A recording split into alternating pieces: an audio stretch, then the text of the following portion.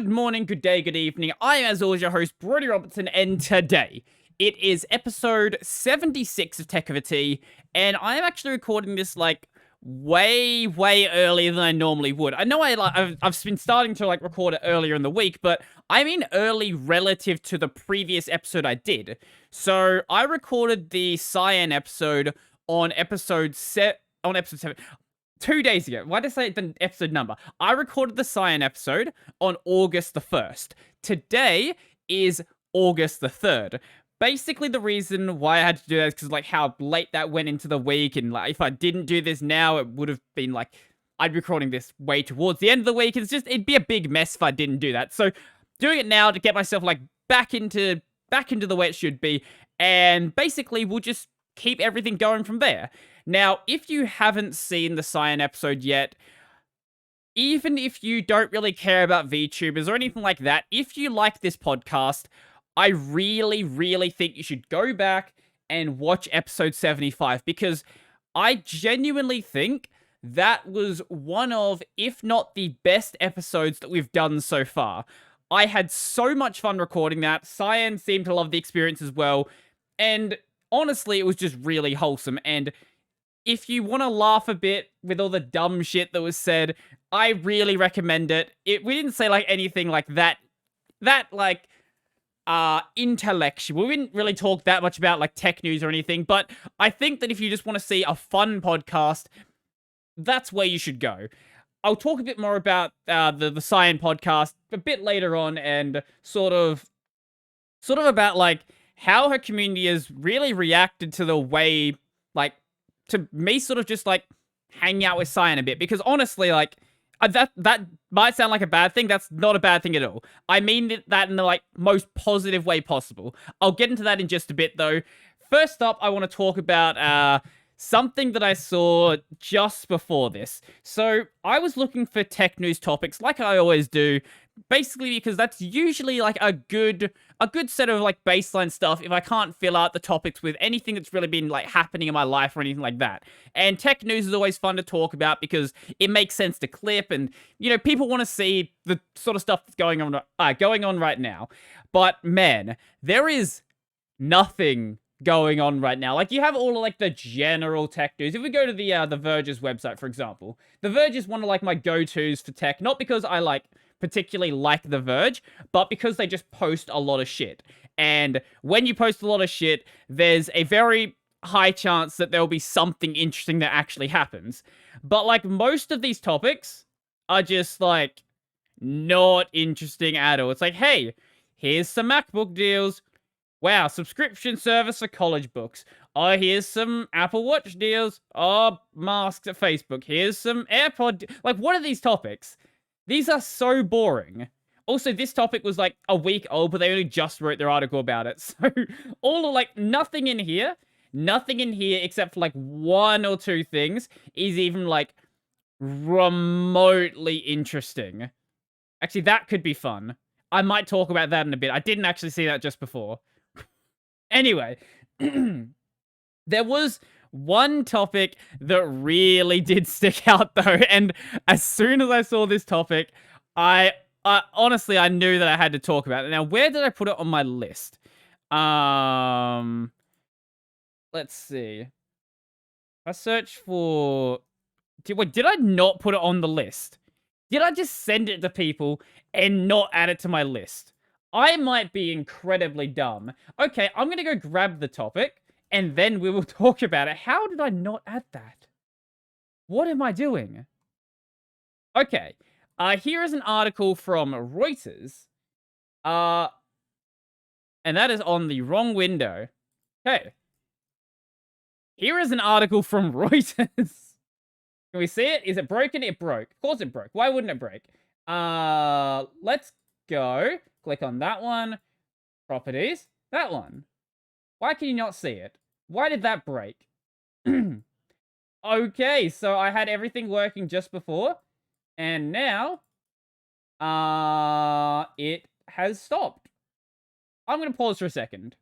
Okay, we're back. I don't know exactly what happened there. For some reason, I guess OBS just would not capture the window. I don't know. OBS just occasionally breaks like that. Anyway, Um, Tencent vows fresh gaming curbs after spiritual opium attacks zaps 60 billion. So basically what happened, I didn't read most of this. I just saw the title and was like, I have to talk about this. China's Tencent Holdings Limited said on Tuesday it would further curb minors' access to its flagship video game hours after its shares were battered by a state media article that described online games as spiritual opium. Man, what a take on video games. Like, I've heard people saying, oh, video games are a waste. I almost spilt my tea. Video games are a waste of time and video games won't get you anywhere in life. But I don't think I've ever heard the term spiritual opium. I guess what they're getting at here is that by playing video games, basically you're, I guess, destroying your life, destroying your personality, destroying your wallet in some cases by giving all of your money to companies like this. So China's largest social media and video game firm saw its stock tumble more than 10% in early trade, wiping almost $60 billion from its market capitalization. The stock was on track to fall the most in a decade before trimming losses after the article vanished from the outlet's website and WeChat account. Wait, what?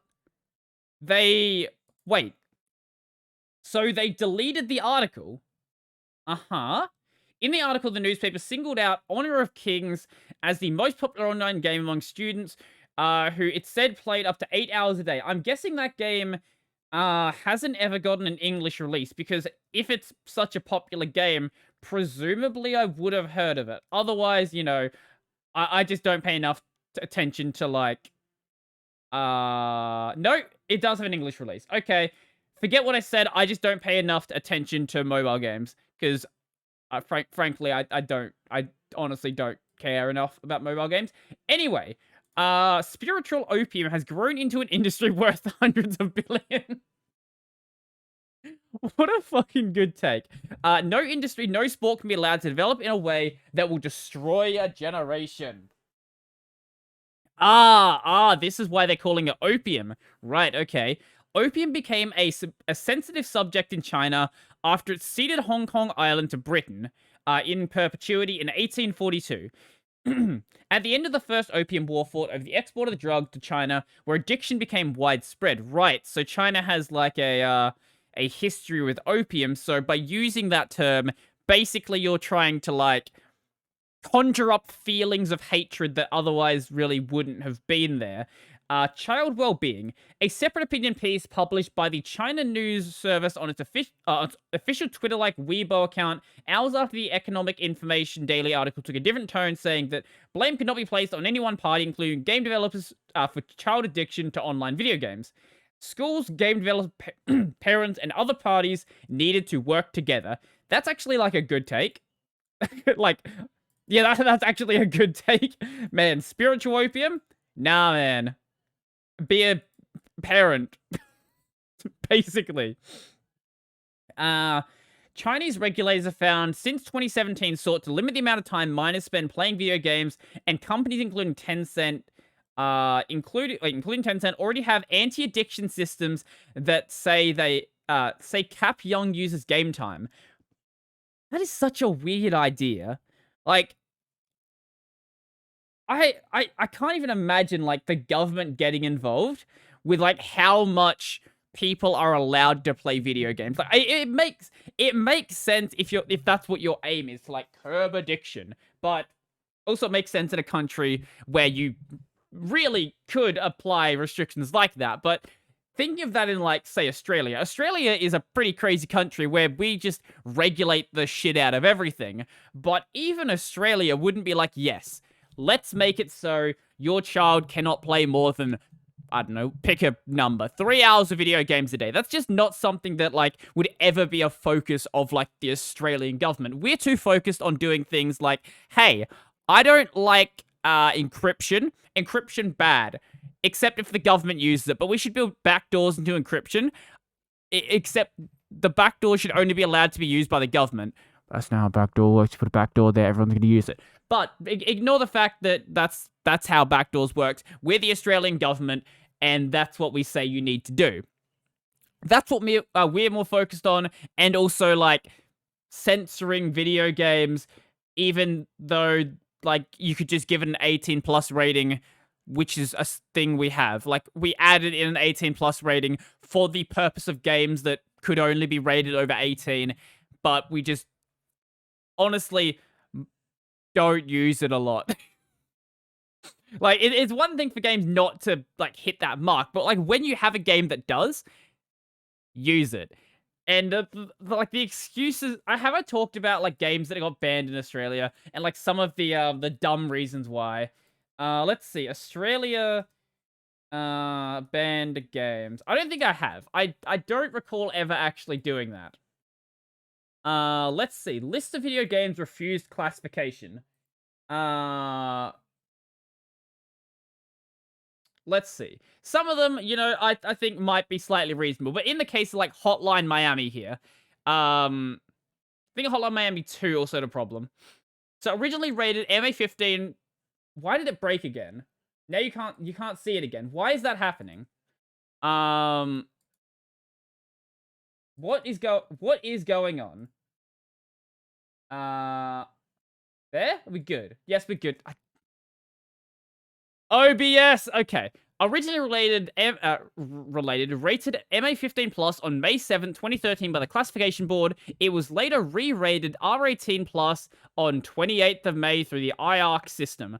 On 13 June 2019, it was refused classification through the IARC system after Devolver Digital attempted to get the game reclassified for the release of the Hotline Miami collection. You already rated it. Like, why are you changing it? That doesn't make any sense. Like, what? How does the game go from being an R18 rating, then you reclassify it with the exact same video game, and then you change the rating? Also, there's nothing in Hotline Miami that really is any worse than what you would see in a movie. In fact, I would argue that it's way less bad than what you'd see in some movies. Katana Zero also refused rating, because actually a big reason why a lot of games get banned in Australia isn't because of violence. There is some cases of that, but usually it's because of drug use. Things like, say, Mortal Kombat. I don't think a single Mortal Kombat game is actually on here. Let me see. Mortal Kombat 2011. It was originally banned, but then we brought in the R18 rating. That's fine. R18 makes sense. Mortal Kombat is a very violent game. It makes sense to have that as being like a over 18 rating. I don't have a problem with that. But like most of the games on here, it's because of like either something sexual or something drug related. I genuinely don't understand our rating system. I just genuinely don't. Especially when any of, like, the themes in these games that got them banned would be perfectly fine in the case of a movie. Maybe, like, I don't know, there's some, like, nonsense argument about, hey, if we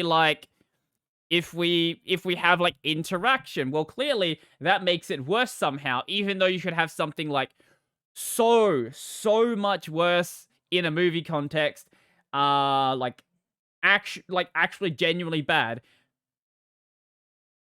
Here's a fun one, actually. Here's two fun ones. South Park: The Stick of Truth.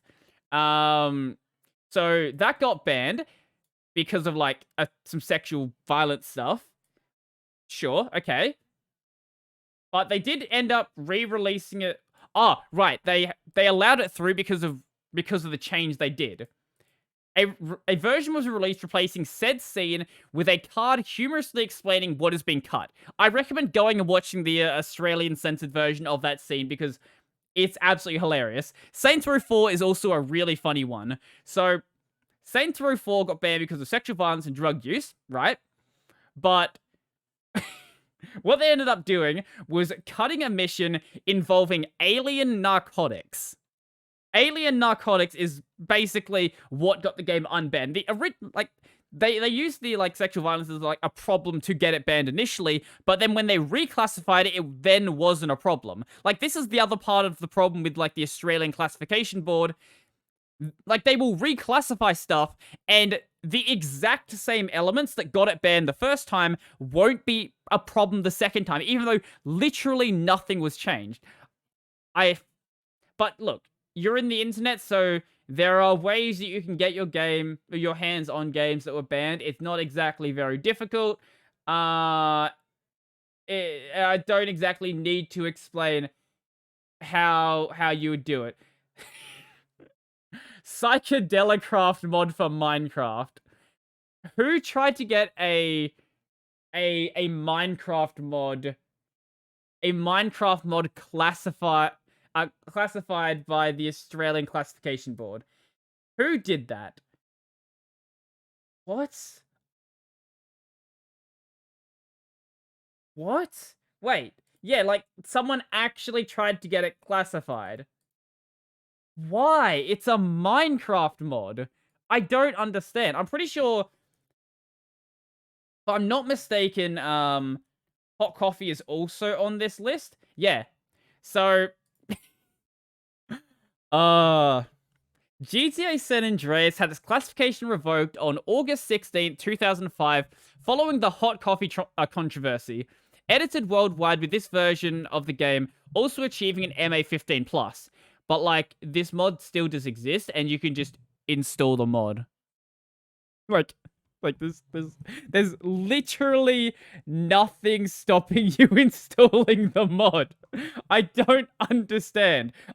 Then we also have Fallout, and the reason why the drug names in Fallout have, like, really dumb names, where initially you're gonna have things like morphine, and they changed it to like Med-X, and a bunch of the other drugs in the game originally had like actual normal names, and that's why now you have like the names that you'd expect to see in Fallout. That I actually don't think is a bad change, to be completely honest. I think that actually just makes the game better.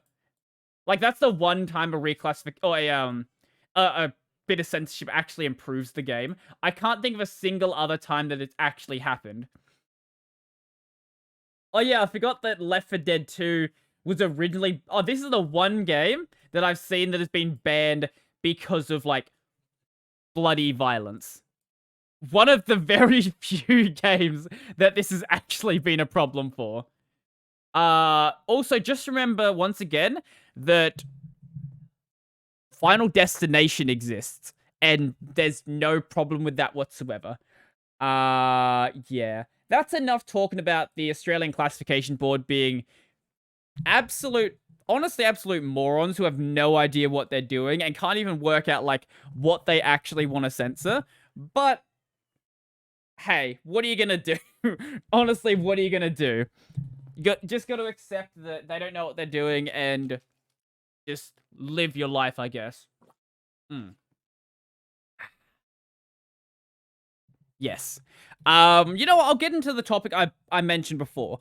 So, with the Cyan episode, I think why that episode was so fun, like, as I said before, really, really, really good episode. Highly recommend watching it.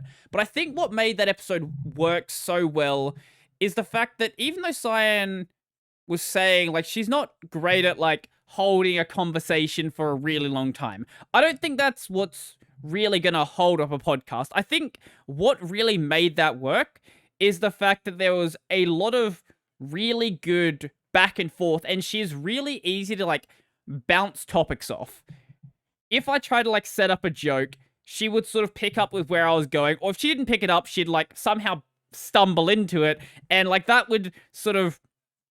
It'd make that segment kind of entertaining. Plus, as you may have seen in, like, the Australian bit, if you don't know what I'm talking about, there's a bit where Cyan didn't realize that that in the southern hemisphere, where, like, summer is at the end of the year rather than the middle of the year, that we don't actually change when Christmas is. We still celebrate Christmas in December.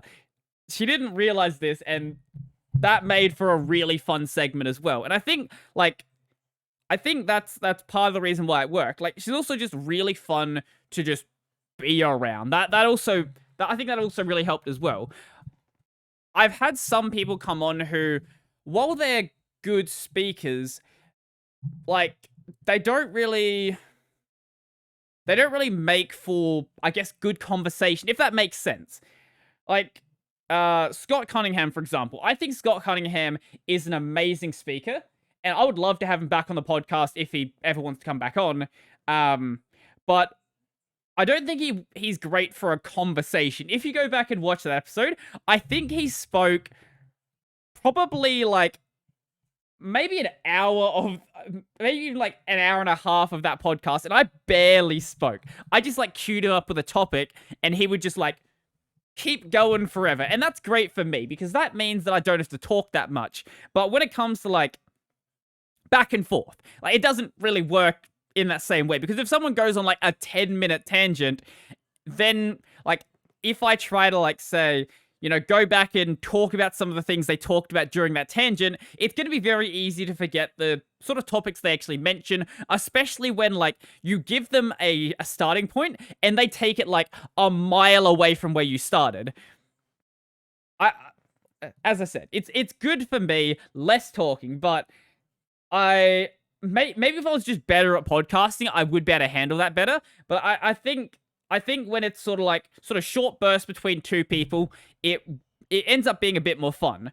And one thing I do want to mention, you may have noticed at the start, like the conversation was real. I really don't know if it came off in the recording, but I felt like at the start, maybe like the first like half an hour, 20 minutes or so, it was a really like awkward sort of conversation, because both of us were really, really nervous while going into that. I've talked to people like, say, DistroTube, for example, and honestly, I was less nervous doing the DistroTube episode. I was less nervous doing the Hex DSL episode. Every episode that's come beforehand, I was less nervous doing. But I don't know, for some reason, I was really, really excited for that one to happen, and maybe it's because I'm, like, actually just, like, a really big fan of what Cyan does. Maybe that's part of it. And I know that she likes my channel as well. So, like, both of us had that exact same feeling where it's like, oh my god, we're both talking to someone that we're, like, both a big fan of and really like the content of. I don't know how this is going to work. But I think once we sort of settled down and got used to talking to each other, that's when we sort of started to get into, like, some of the really sort of fun banter. And I think the Australian bit really did help out with that. Like, before that point, I was really nervous, but once that happened, I sort of knew like what I was dealing with. While I had watched her podcast, watched her live streams before, and watched her talk to other people, it's always very different when like you're actually communicating with that person and seeing like how they sort of bounce off of your energy. And I think that like that worked out really well, to be honest. And one other thing I do want to really talk about is the like how do I describe this? I guess the way like her community is sort of I guess reacting to me sort of, I guess, showing up and collabing with Cyan and doing all of this stuff. I honestly think, like, everyone I've talked to so far has been, like, really, really supportive. I know that some communities out there are, I guess, really apprehensive to certain people joining, and especially in, like, with the VTuber world, because a lot of the VTuber world is very sort of tight-knit and very much collab with VTubers and nobody else. Like, the VTuber world still exists in, like, this little bubble of its own thing. But everyone that I've talked to from Cyan's Discord, and every time I pop into the live streams, everyone is just, like, really, really happy to see me there, and really happy to chat, and all of this sort of stuff. And honestly, it feels good. It really does. And like, I've even had a couple of people like Jupiter, for example. Jupiter's just been drawing fan art for me, and that, I think, is, like, really cool. And I was talking to Jupiter before, and I was told that, like, he'd never done any, I guess, fan art of any, like, male VTubers or any male YouTubers or anything like that. So it was really cool to find out that, like, I was the first person that, like, Jupiter drawn in the art for like that. And that's just kind of cool. I don't know. Maybe I'm just like really excited about the fact that I actually have someone actually drawing art for me. That maybe there's just that, but I don't know. I appreciate every little bit of fan art I get, and especially when it comes to like something that actually takes some like proper work. Even in cases of can I find it? Even in cases of a a really questionable piece of art that I got. Where is it? If I search for... Wait, it's not... Where is it? Is it not there? Where is the made picture? It should have been here. Did I not... Wait, did I not save it? Okay, I'm gonna get it from my Discord, I guess. I was sure I'd saved that. But I guess I forgot to. That's fine. This picture, here we go. Like, what is this? It looks completely ridiculous, but I love it nonetheless. If you don't know the context for this, basically throughout the other podcast with Cyan, she kept trying to, like, get me to, I don't know, she wants me to dress up as a maid. Just don't question why. She wants me to dress up as a maid, and she kept bothering me about it, and then this art came into existence, and you know what? It honestly doesn't look as bad as I had expected. Maybe there's something there. Maybe I should buy a maid dress and wear that on a stream once. Certainly not as we go into summer, but if I do it before summer, maybe.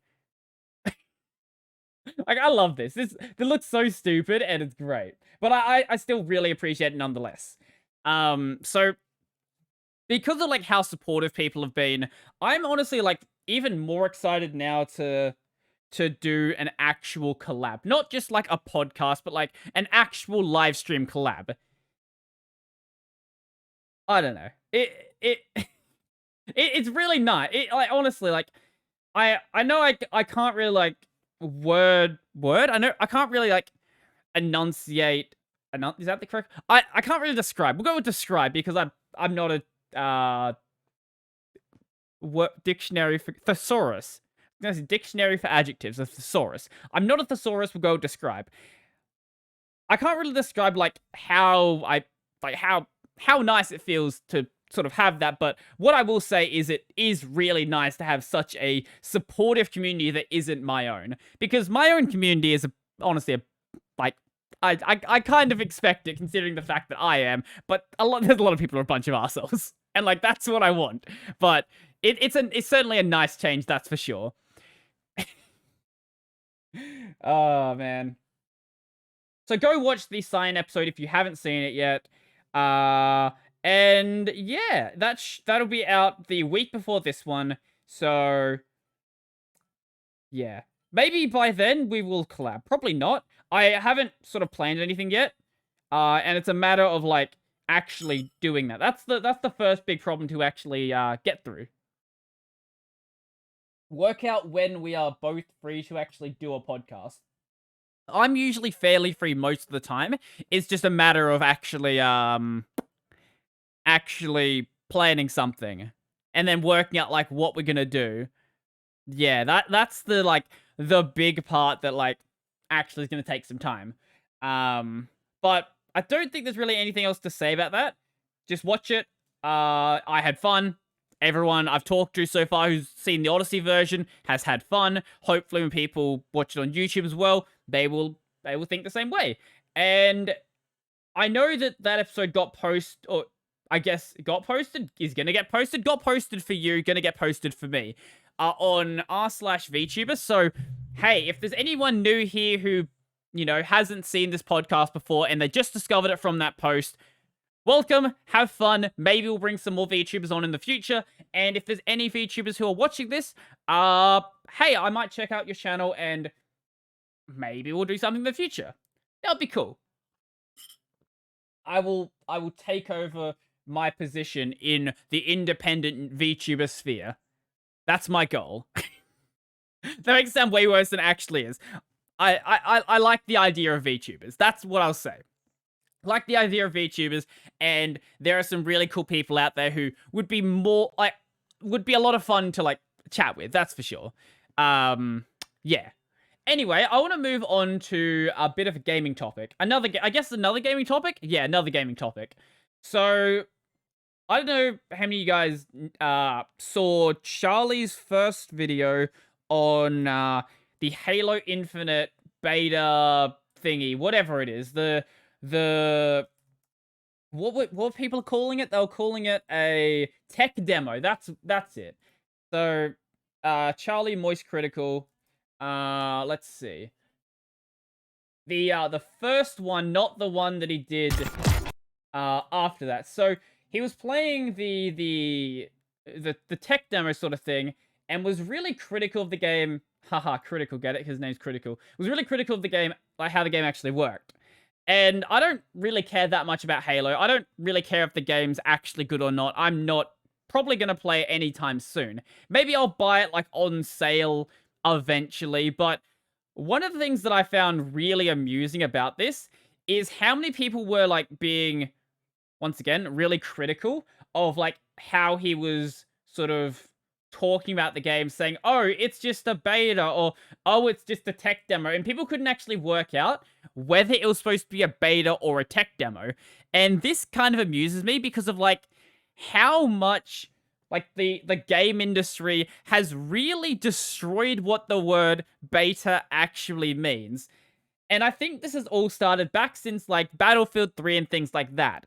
Ever since the point of like these quote-unquote betas that came out like a week before the game came out and were a completely finished build, people have got this completely wrong idea about what a beta actually is. So in the case of this Halo Infinite tech demo, whatever you want to call it, this was apparently like a 3-month-old build that was kind of buggy and all of that sort of stuff.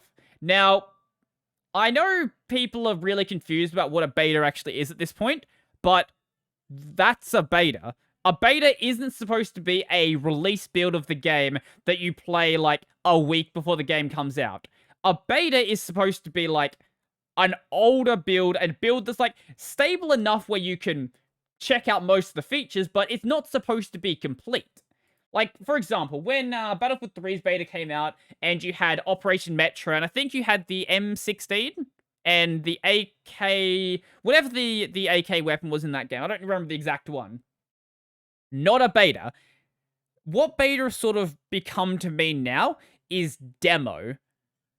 Basically, what a demo is, this is going to sound very similar to like what a beta is in like the modern sense. What a demo is a stripped down version of the complete build that lets you demonstrate the game, that lets you see what the game is all about.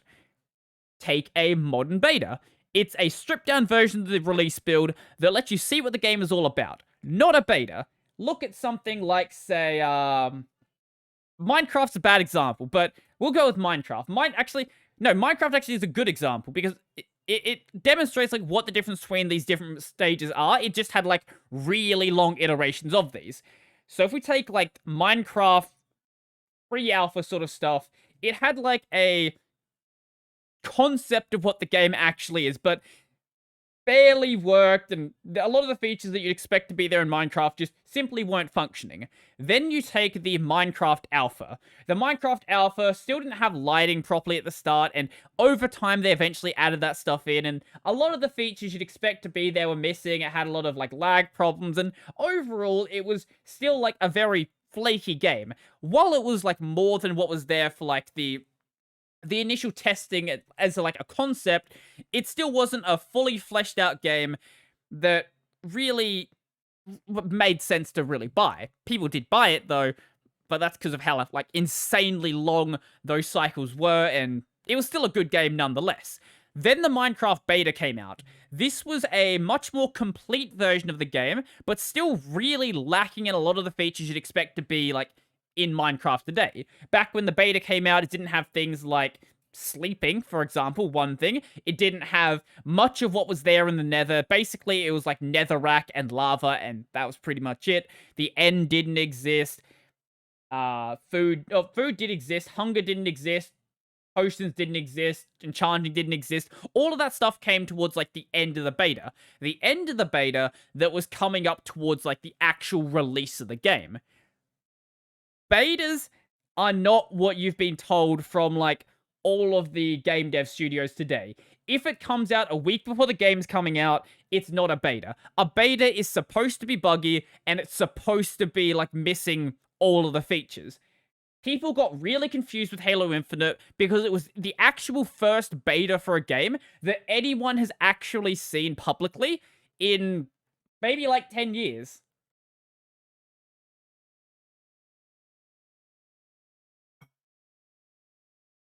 Sure, it doesn't really make sense to really release a beta in most cases because people now do expect an actual demo, but that's what it was. Like, that's all it really was. Like, that's all I can really say about it.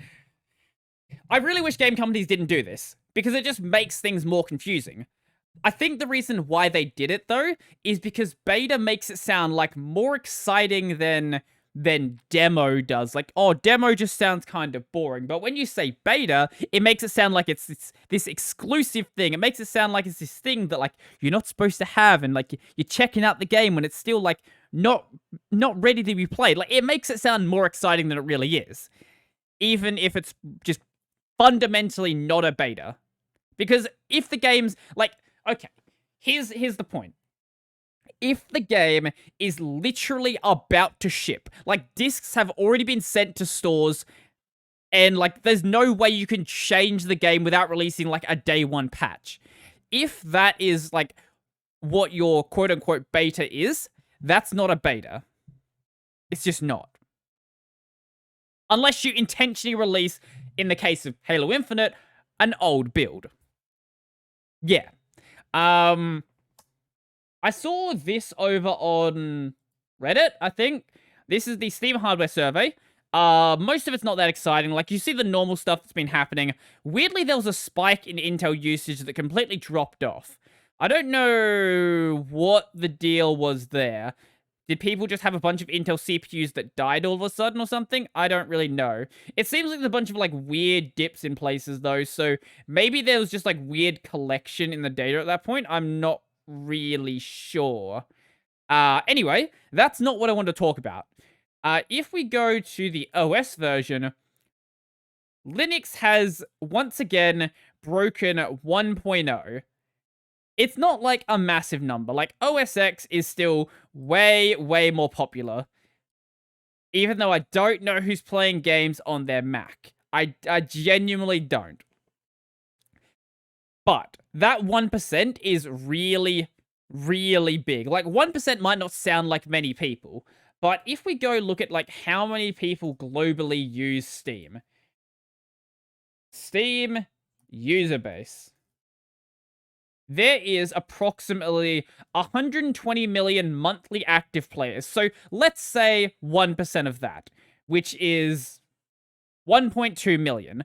Like, out of the entirety of Steam, it's still a very small number. But that's still, like, a lot of people. And this number, I think, is only going to grow over, like, the next couple of months. Once the Steam Deck drops, I don't know how popular it's going to be.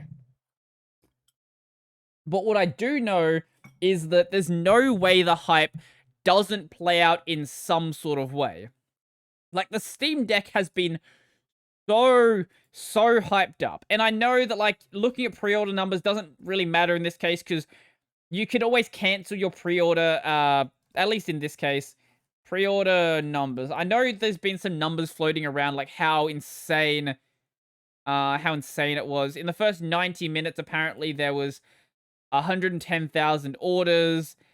I don't see... I don't know where I saw the numbers of, like, how many potentially have been pre-ordered. But until, like, actual full sales are made, we can't really say, like, how many sales are made. But even so... Even if just, like, I don't know, 500,000 people buy this, that's already, what, half of the existing Linux user base added on top of what we already have. That's really big. It's nowhere near like the user base of Windows, and I don't expect the Steam Deck to like outsell Windows. That doesn't make any sense. I don't think that's gonna happen, at least anytime soon. Valve would have to like really change up like how well Proton actually works for that to feasibly happen. And it's not just like a Proton thing at that point. You would have to have like the entire computing industry sort of shift around Linux and start putting an emphasis on it for this to really happen, because people don't just buy a computer just for the sake of gaming. They have all of this other stuff they want to do that is going to be done on Windows as well. So unless all of that just suddenly just happened to be good on Linux, like that wouldn't happen. But even so, I think there's still a lot of growth that's going to happen in this space come the release of the Steam Deck, and then come the extra cycles that release after that. Because I think it's going to be like once a quarter until they start doing like actual full shipping. I'm not sure when like actual you can just like buy one and it will ship in like a couple of weeks will actually be. But I presume that won't be until like maybe mid 2022, maybe final quarter 2022 or something. I know when I looked, like the second batch of pre-orders weren't shipping until second quarter, I think. So it would have to be sometime after that like you could just buy one whenever, which that's going to be when I buy one, because I'm not going to okay. The only thing that will get me to pre-order it is if once the initial sales roll out, it turns out it's actually really good. Because technically then it wouldn't be a pre-order, it would be more like a reservation. I don't want to pre-order something that no independent journalists have had the ability to properly test. And I don't count fucking IGN, because they didn't test it. What they had was they got to use it in like a closed off room, and honestly, IGN doesn't even know what they're talking about. Half the shit they said in their article just didn't make any sense. So I don't trust IGN as far as I can throw them. I'm waiting for someone who I actually trust, like, I don't know, Digital Foundry or Linus Tech Tips, to do their own look at it, or Clicks Phillip, or someone like that. That's when I will make my decision on whether I'm actually going to buy one. How did I get here? Right, I was talking about Linux adoption on the Steam hardware survey. Fuck, that was cursed. I just looked at I just looked at a bit of fan art and it scared me. I'm gonna show you it. I forgot this one exists. Why? Why did someone make this? They added pupils into my profile picture that doesn't have them, and it doesn't look right. Maybe you could make it look right, but like what was done here doesn't. It really doesn't.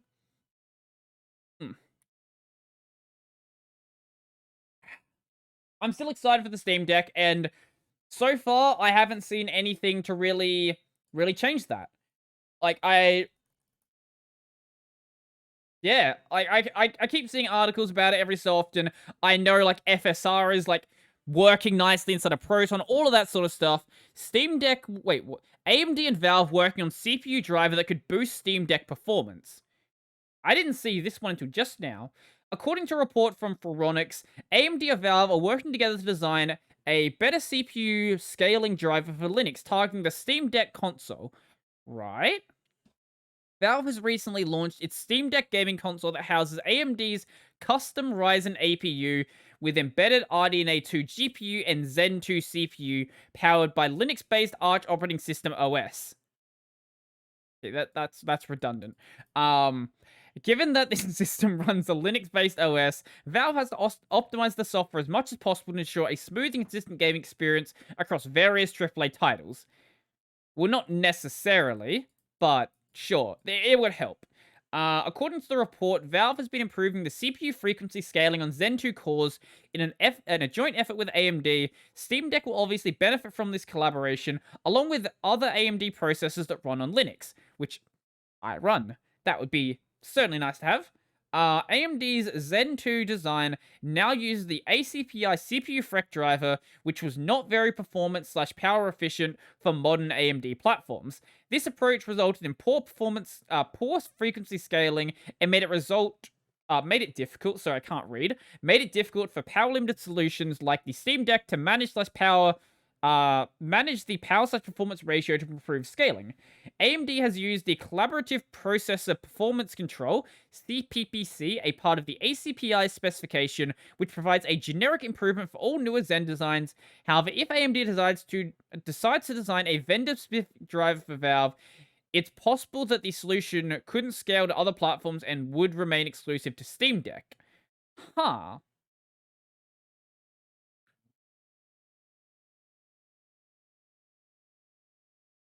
I hope they'll do something for HDR support in Linux too.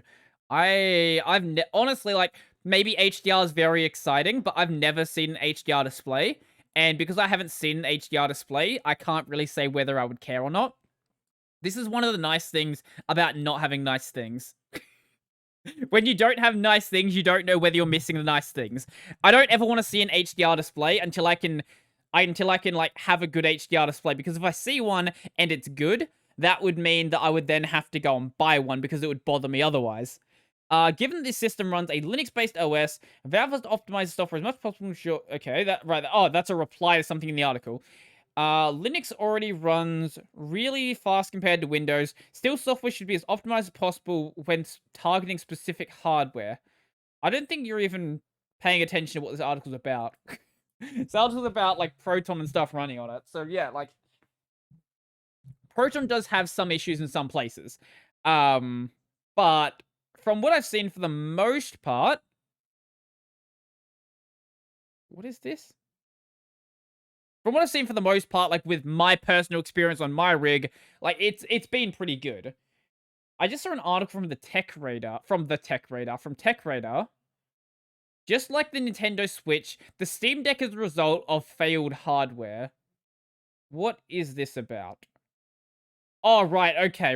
You're making the argument that the reason why the Steam Deck is going to work is because they made the Steam machines in the past and Steam machines were shit. And the reason why the Switch works is because the Wii U was shit. Actually, the Wii U was a good console. It just didn't have games, and that was the problem. Like, when you don't have games on a game console, like, why would anyone buy it? Yeah, there's no reason to buy it at that point.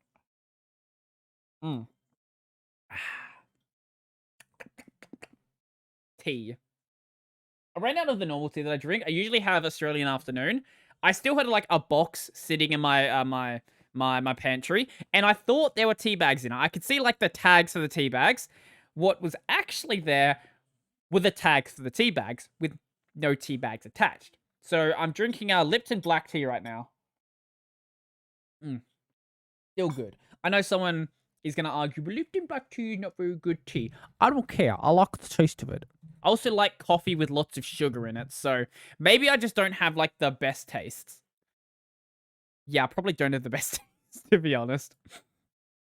Speaking of things that are not good, I didn't get to talk about this last week because I had Cyan on the podcast, but I have to talk about it now because, honestly, this is the fucking funniest thing. Anyone listening to the audio version, this is a tweet from Pine64. Those guys who make, like, the Pine phone and the Pine books and the pine trees and the pines. They don't make pine trees. That would be a natural thing. But all of the other pine things, the pine technologies, DHL sent all pine phones to New Zealand instead of their actual destination. How this happened is beyond us. This is a blunder on their part, but ultimately with the ones that got to apologize. This is a blunder on their part, but ultimately we're the ones that get to apologize to you. Very sorry about this. It will take approximately a week to sort out this situation. Now, the funniest thing about this is, even though, like, this happened, I would still make the argument that DHL might be one of the, like, one of the best shipping companies that actually still exist. Like, compared to anyone else, all of the other companies that I've done anything with, I've gotten like damaged packages and they've been like opened and all of this other shit. But somehow DHL just always just works out great. The delivery guys are always great. Like, they will knock on the door and wait there for like 30 seconds at least before they leave. Everyone else, they knock on the door and they fucking sprint back to their car before you even get a chance to stand up. I don't know, like, how they're all so incompetent, but anytime anyone else, like, is delivering a package, they always leave before I get there. And I am literally, like, 10 seconds away from the door. I don't know how this always happens, but DHL's always good. Like, sometimes they're getting ready to leave, but they'll still be standing there, and when they see me, they'll turn back around, give me the stuff rather than, like, you know, just continuing walking and going back to the fucking post office. I've actually, okay, that's one thing. I've had, like, Australia Post, for example, see me walk up to the door and continue walking the other way. It's like, mate, I'm literally here right now. What are you doing? Give me my damn package. Oh, God. We'll see. I've got some packages showing up at some point. So I've been reading Mushoku Tensei recently. This has a bloody fantastic anime, and I wanted to go and read the source material, and I've got the rest of the books on order from if you ever want books in Australia, two good stores I would recommend are Booktopia. Booktopia is a really good one. This one right here. And also Book Depository. Both of these stores I really, really like. And Book Depository does free shipping free shipping. Booktopia, I think, does free shipping over a certain price.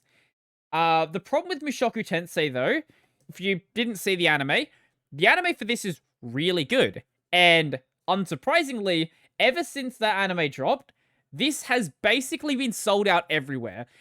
There were some cases where I was going to be like, hey, you want to wait 2 months to get a copy of this? I'm like, you know what? Maybe I'll just go read something else in the time being. But I think I've got volumes 2, 3, and 4 on order, which basically takes me up to where the first season of the anime finished.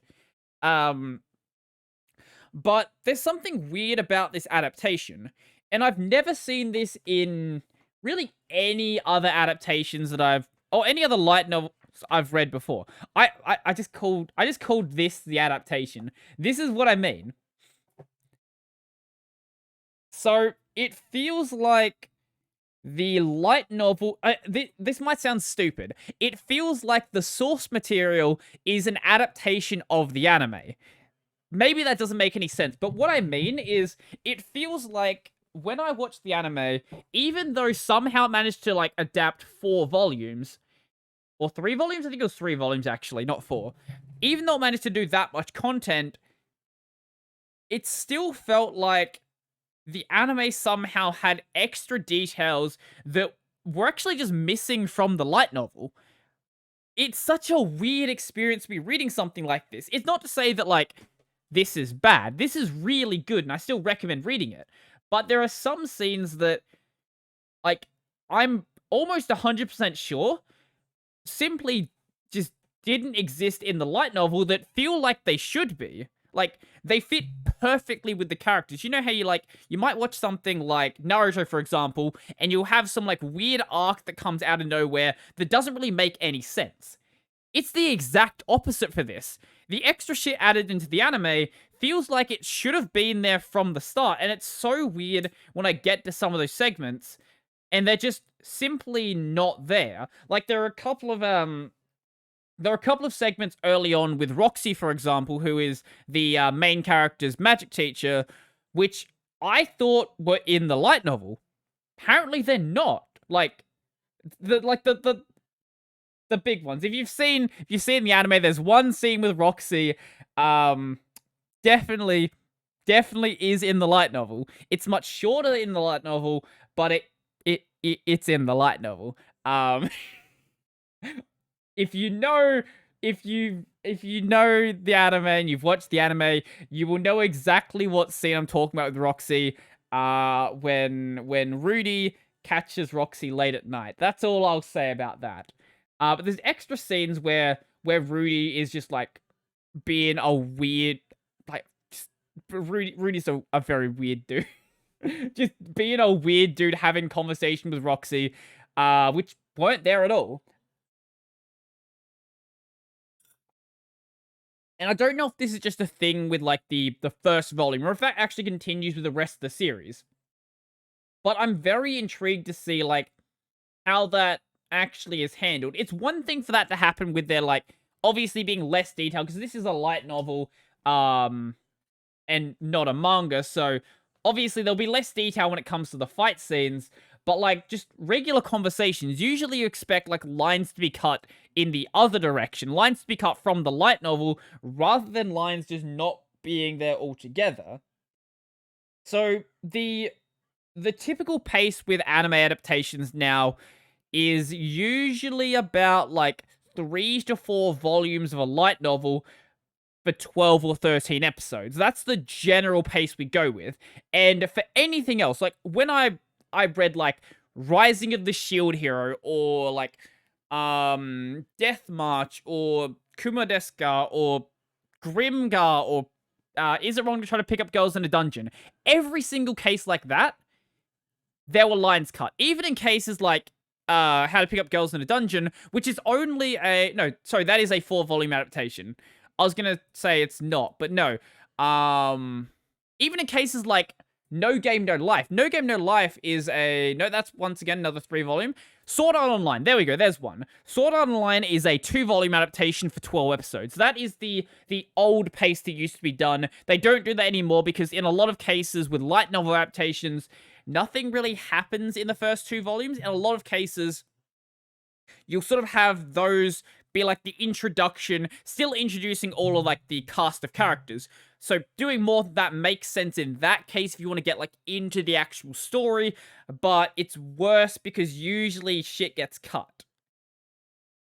Usually. Unless your name is Mushoku Tensei. Apparently. I don't know how they did it. Honestly, I think it's still... When did it come out? Was it this year or last year? I feel like it was winter this year, but I can't be sure. Mushoku Tensei. Came out... Yeah, it came out in this year.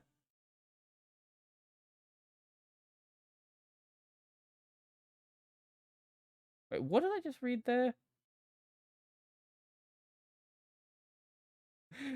Oh, I love it. I love Mao. Mao has some beautiful reviews on it. Right, here's the other thing. It did a 3-volume adaptation with 11 episodes.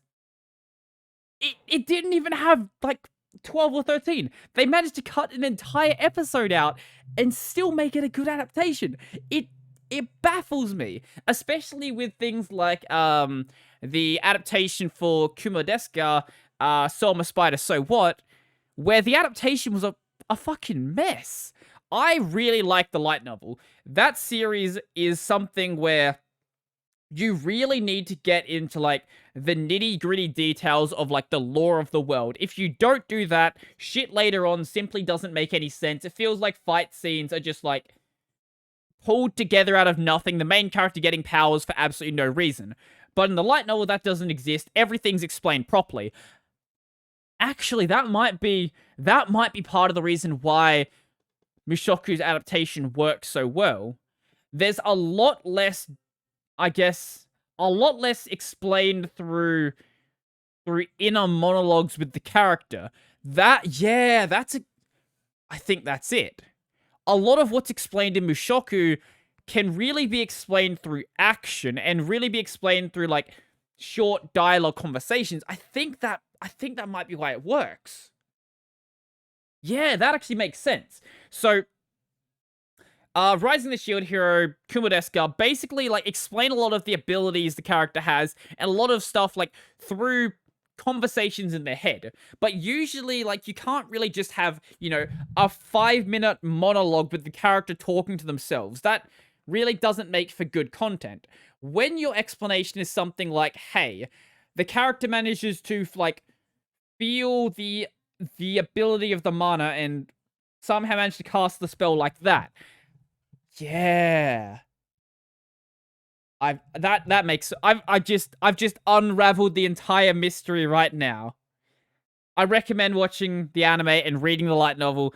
If you don't want to read, just watch the anime. It's bloody fantastic. Probably still the best thing that aired this year, even though there was a lot of good anime that aired this year. Like Jujutsu Kaisen was also really good. Like there was so much good stuff that came out this year.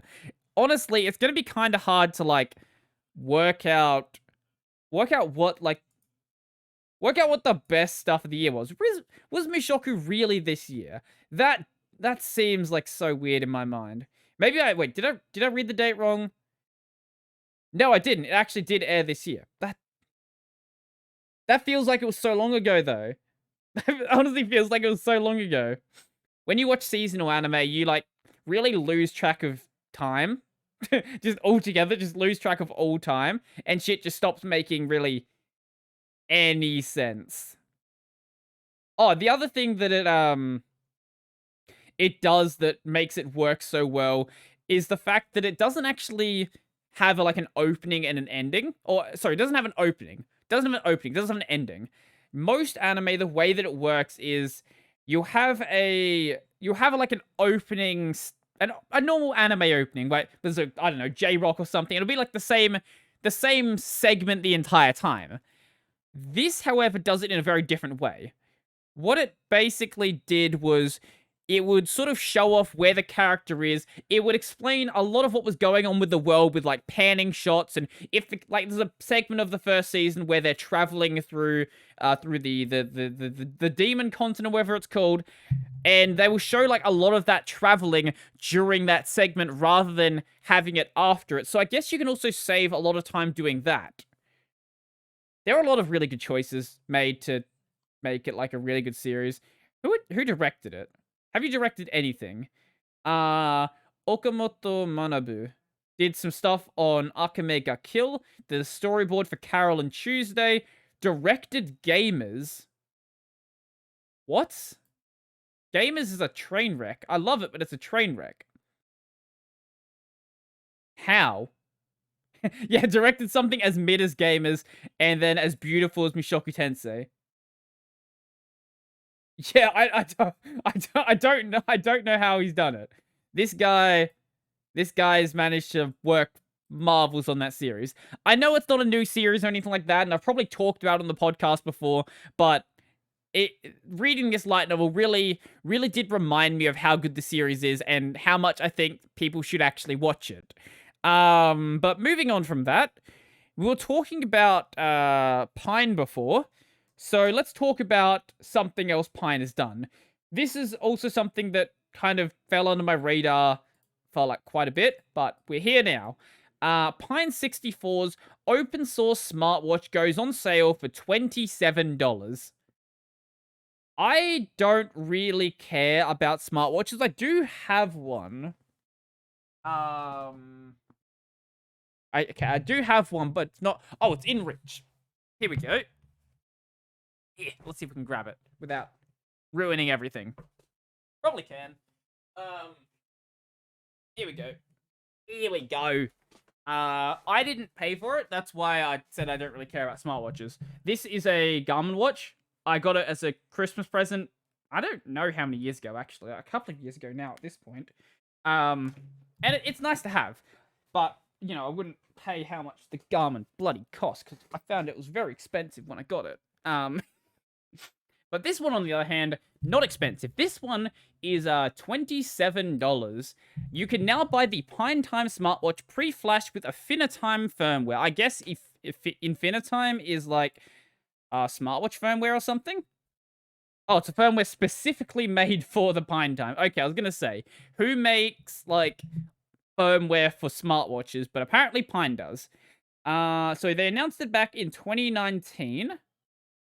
Though it's not an Apple Watch or a Fitbit rival, remember this thing is cheap, it's low price, and open nature will endear it to the FOSS enthusiasts and Linux users alike. Although the Pine Time is designed partially to complement Linux smartphones like the Pine Phone, it's totally open should people want to create apps that let the watch talk to iOS and Android devices. Some are already in development. It functions as a smartwatch, I guess. It has a 240 by 240 capacitive touchscreen, which honestly, for a display that small, doesn't really matter. Like, that sounds shit, but like, when it's this big, like, I think it's smaller than, it's about this big from what I can tell, but square. Like, it doesn't matter. I don't know what the resolution on this is. I think it's higher than that, though. I don't know. Probably.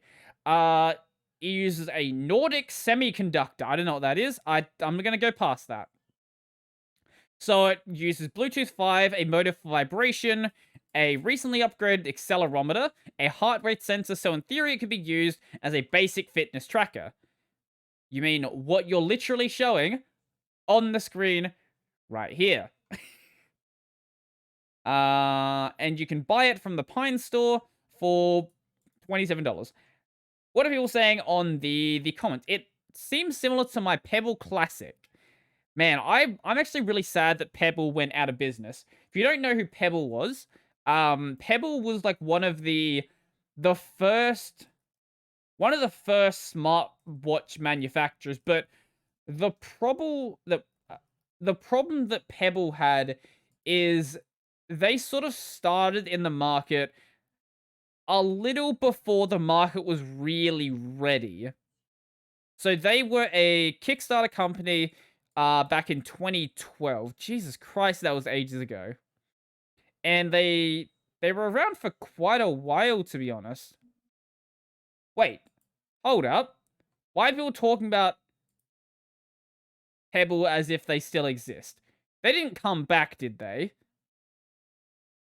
Wait. Or are people just, like, modding them still?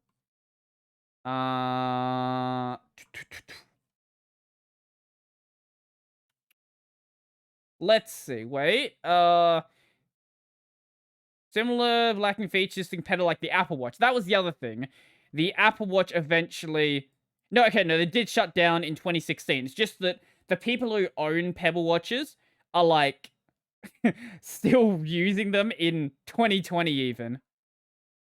Jesus Christ. I'm pretty sure you can still buy... We can't buy them from the company. You can still buy them on, like eBay and stuff. Yeah, and they made a really nice one. The Pebble Steel, or whatever it was called. Here you go. Like, this is just, like, a really nice looking smartwatch. But because they came out so early when the software wasn't really there, then the Apple Watch started coming out, and Apple sort of had, like, way better tech, even though the battery was bad. They sort of just got, like, stomped by a big competitor. But I really did want a Pebble Watch when they first came out. That was the only smartwatch that I'd really cared about. This is the other reason why even though I wouldn't buy this myself, why I do like my Garmin. Because it actually functions as a watch. The problem with a lot of the smartwatches, even though they are getting better now, is you have to charge them so fucking much. This thing, I can just leave on for like a week, and it still has battery. That's what I want from a watch. And I think it takes like an hour to charge.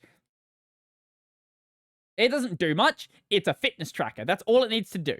It doesn't like let you take phone calls and all that stuff. I don't want to take phone calls on my watch anyway. But that's what a watch needs. It needs to have like a battery that lasts. Will the Pine Time run Ubuntu Phone OS? No, it's not. It comes with an OS like these on the picture, right? On that picture? That is such a basic smartwatch interface, but hey, it's functional. And I presume the battery's gonna last fairly long because of it. Let's see. Anything else of note being said in here? Shipping to US was just $11. Where the fuck is Pine located that's $11 shipping to the US?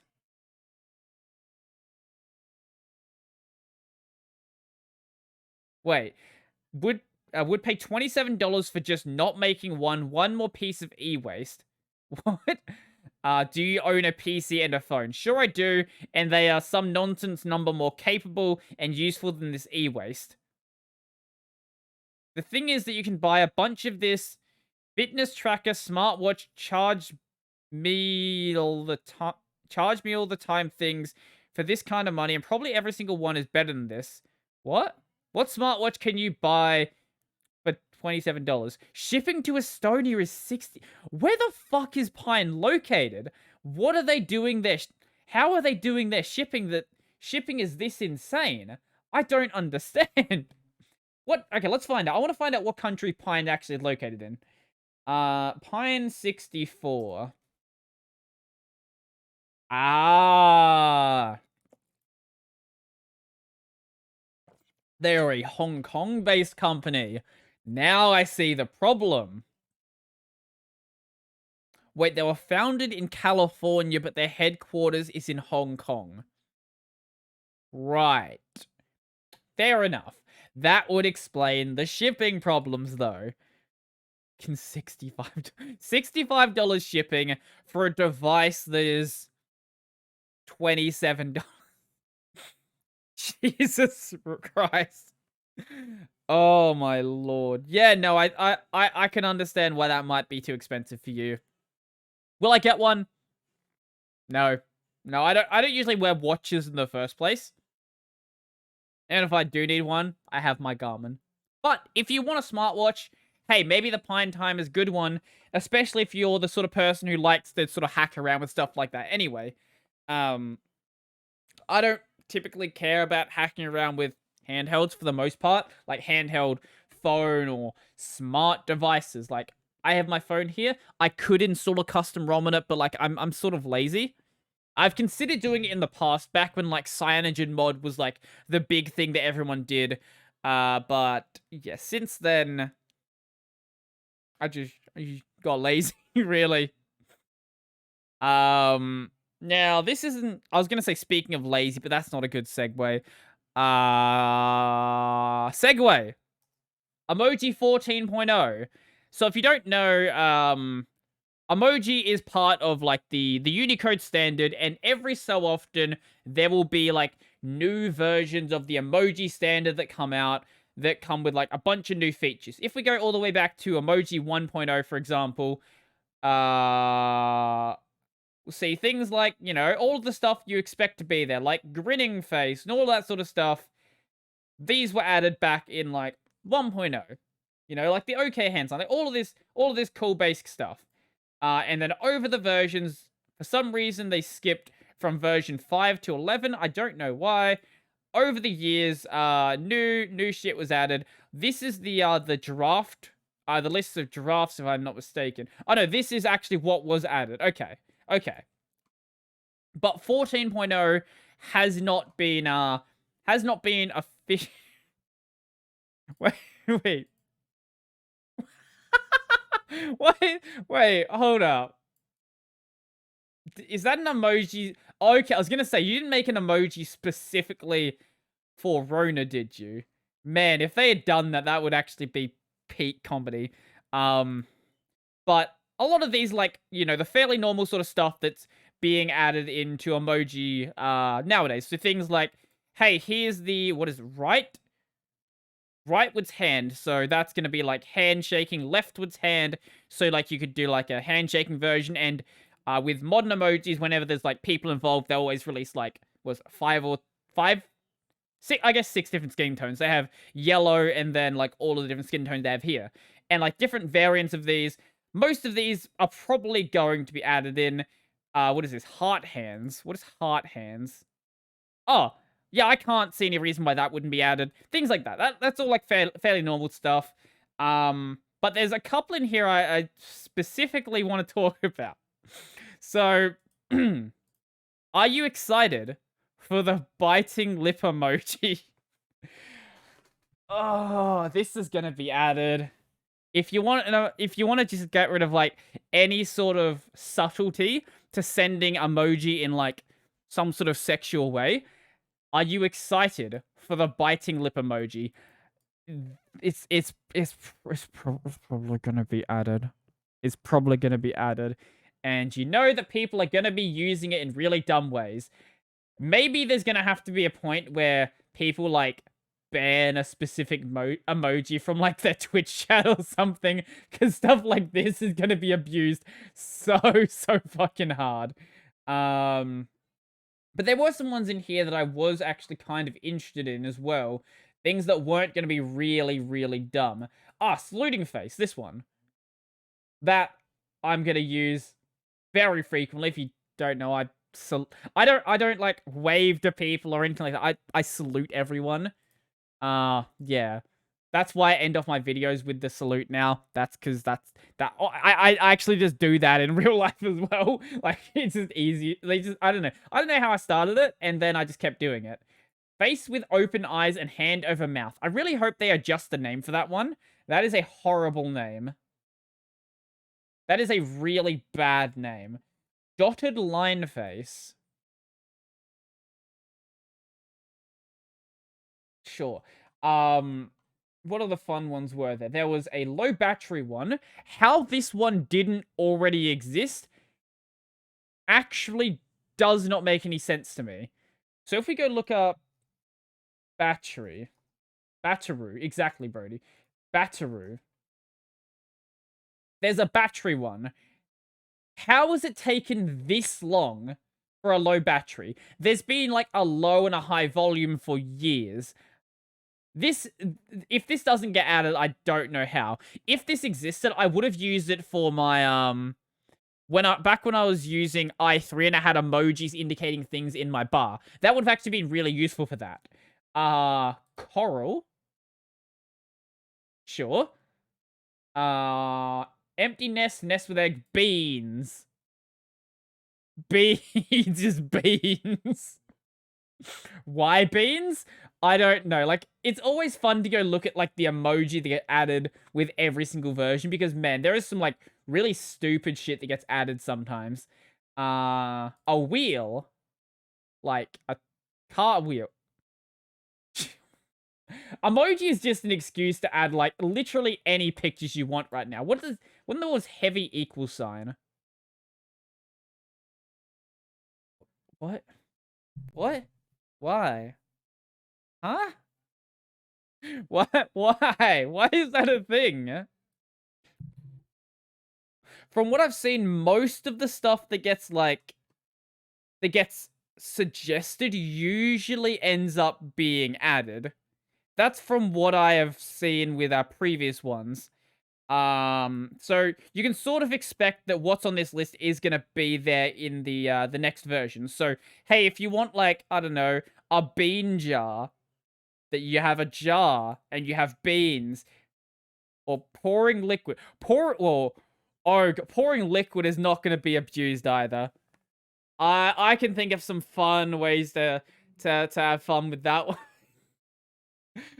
Emoji. Emoji make the world worse. Can we all just go back to using emoticons? Like, I miss those days. Let's, like, equal sign and a bracket. That's all we need. That's all you need to tell emotion. This is too much imagery. Too much imagery we don't need. This is the problem with Unicode. Unicode is way too big of, like, a character space, and it allows for a lot of just nonsense to be added. Here's one. Why is this a thing? Just, like, there's so many random, like, specific things. Here's a Japanese vacancy button. Why? Like, why is that a thing? Oh my god. I don't understand. Oh, there's also just a bunch of, like, random, random Japanese emoji.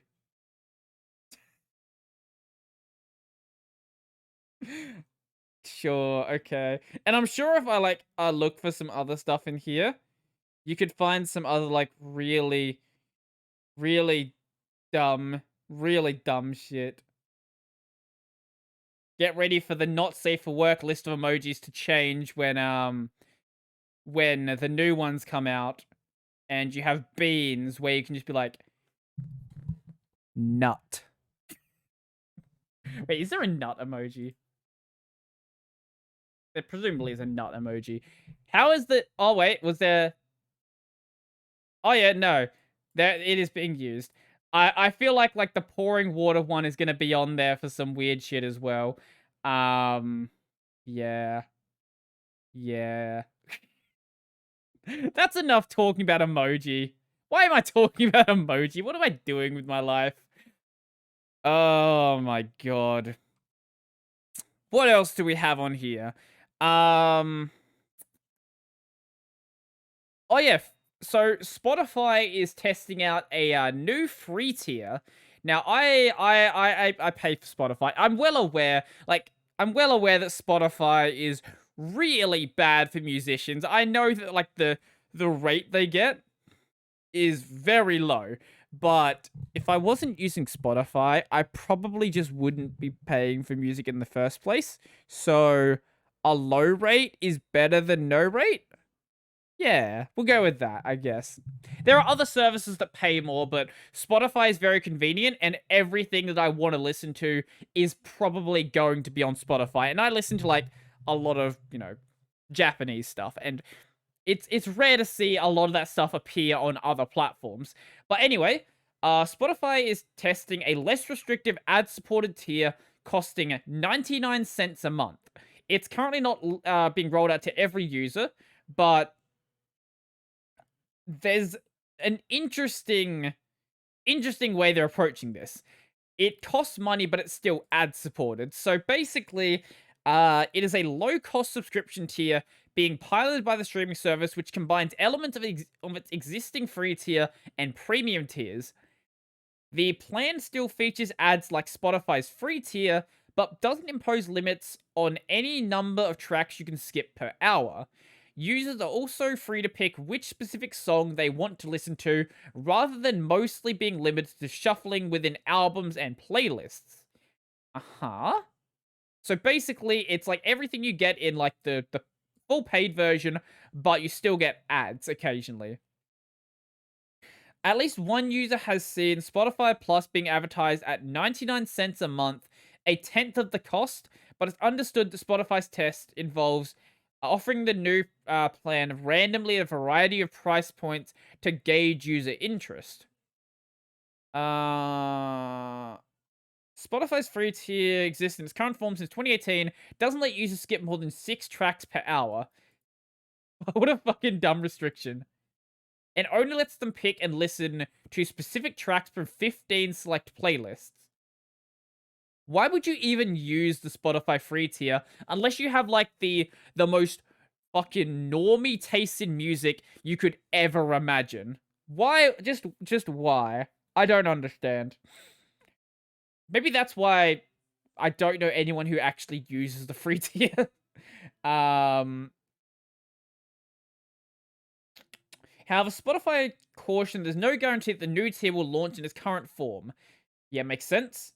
Honestly, what I expect to see come from this, if this works, is other companies sort of testing out the same thing. I could imagine... How much is a Netflix subscription? Netflix sub US.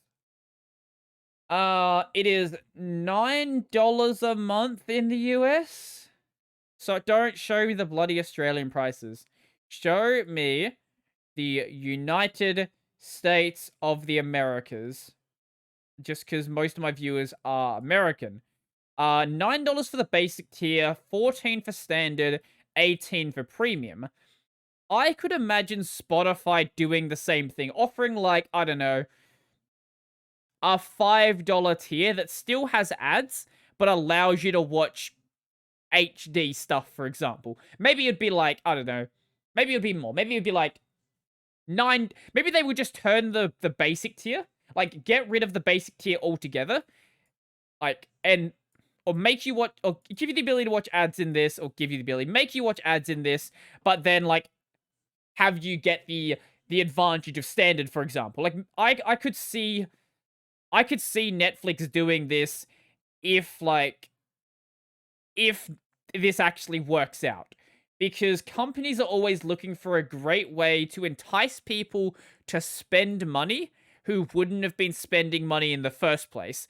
And I can't imagine many people would like drop down their tier into the previous version just to save a bit of money.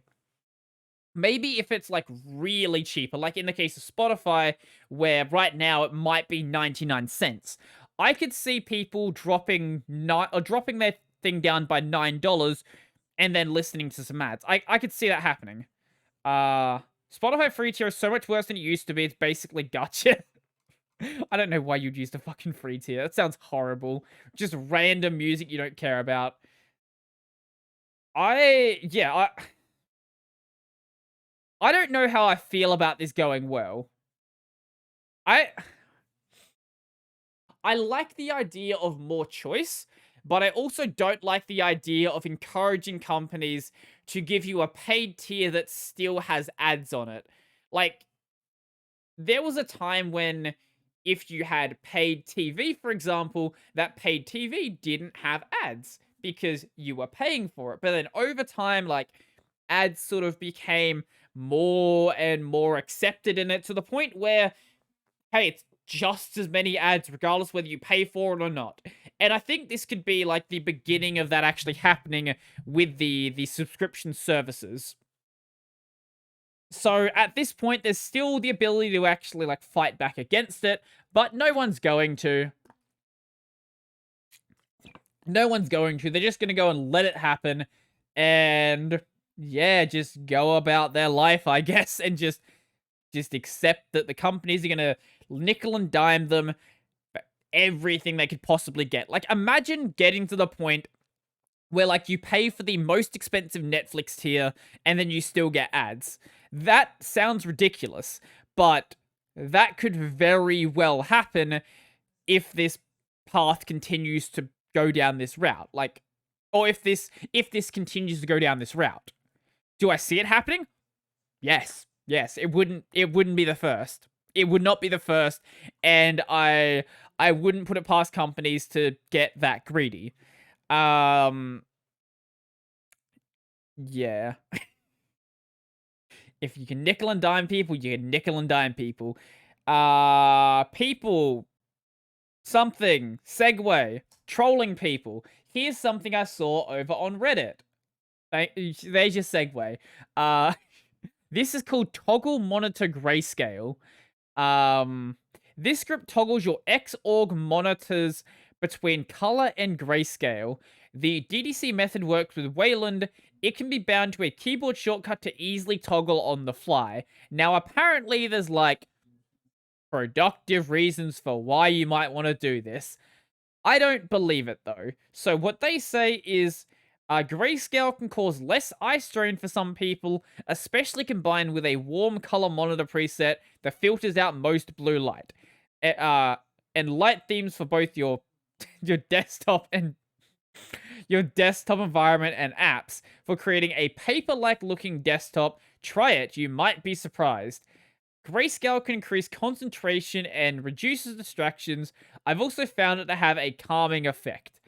I don't know whether that is, you know, based on anything scientific. I don't know. But what I can say is the Reddit post that posted this had a couple of people in there that was sort of coming up with a great use for this. basically it'd be a good way to troll people, because from what I've seen, you can do this with most systems. So if you have a compositor like Pycom or Compton, which I don't know why they say Compton is untested, because Compton is Pycom. Yeah. If you have those, if you have an NVIDIA card, and the proprietary drivers, okay, that is a problem.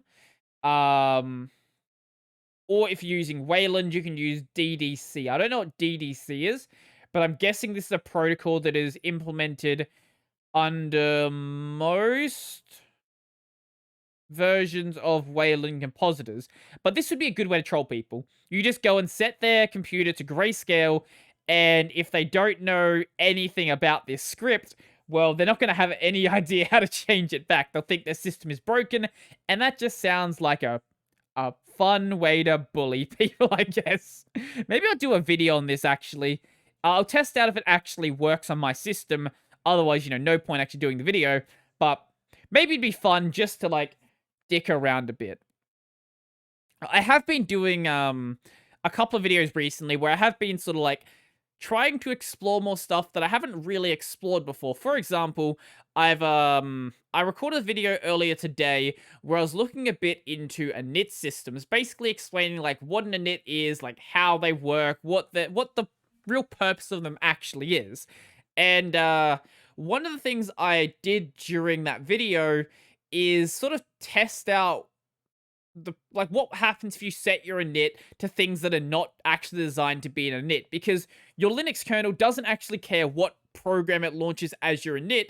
So if you want to go do something dumb, you very well could. For example, if you go and set your init to something like htop, it just works. Basically, htop will be the only process running on your system, and like, there's no reason to do it, but the kernel doesn't care. It just works. Or, I don't know, something like setting Ranger as your init, for example. Like, Ranger, in the case of Ranger, you actually could do something productive by having a key to open up a shell and doing stuff from there. But the real reason why you'd want to set your init to a program sort of not designed to do it is setting your init to be something like a shell.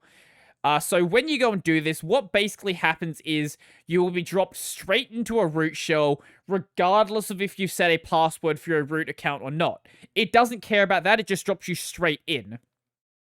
So if you say, I don't know, forget your password. When I did my Gen 2, or when I said I lost the password to my Gen 2 VM, nobody pointed out that this was something you could go and do. Everyone was saying, oh, you should go and, like, chroot into the VM or something like that. And turns out you, frankly, just don't need to do that. You can just set your init to be a shell and just get around that altogether. Reset up your password and just be good to go. So I have a feeling there's going to be a lot of people who see that video and just don't know that was something you could even do. Because I can't imagine most people set their inits to something that, isn't an init. Most of the time, there's no reason to do so. But it is certainly nice to know about in those cases where something really severely breaks, like some configs or you lose a password or anything like that. I do want to do more of these videos where I am exploring, like, what can really be done outside of, like, the normal stuff you'd expect to see on Linux, and exploring, like, licensing and things like that. I've mentioned that one a bit, but there's a lot of areas which are severely undercovered. The problem with those areas, though, is even though I think they're, like, really interesting topics, nobody really watches them. Like, I'll still do the videos regardless, but I did a video today about, like, how a company purchases a free software project. And it was a fairly middling performing video, even though I think it was one of the, like, the most interesting videos I've done in quite a while. Somehow my video on uLauncher is my most popular video of the past 10 video period, with CBL Marina being the second one. I can understand that one, and then Valve doesn't care about native Linux gaming. Once again, I can also understand that one as well. But that's the one part that's kind of like, I guess, downing? We'll go downing. That's kind of like a downer about making what I feel are more interesting videos. That they're probably just not gonna do well. Like, there's cases where it's different. Like, there are, like, really interesting topics out there that simply haven't been covered, and like, they sometimes will do well, but, like, when it's something a bit more niche that you feel like people should know about, there's a little bit there that's kind of disheartening. Ultimately, though, as long as the video, like, gets seen by people, and the people who do see it do enjoy it, I think it's still a win in my books. As long as it doesn't completely bomb. Like, this video didn't bomb, it just didn't do as well as I had really hoped. I feel like the video that's coming out tomorrow might get a lot of views simply out of, like, hate watches, because, like, people just don't want to hear what I have to say. It's going to be a video about forking an application. The solution that's basically given to pretty much any problem that exists in the FOSS world.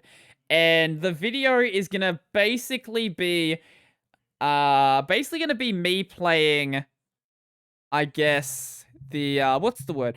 Devil's advocate, I guess. Saying, or maybe that's not even correct. Sort of explaining why I think that forking isn't always, like, the best solution to every problem that exists. Explaining, like, how saying just fork an application really doesn't actually achieve anything in a lot of cases where an application fork is simply not viable. Like, if you don't like the way that, I don't know, Firefox is going, for example, it's not really reasonable to go and, like, fork that application.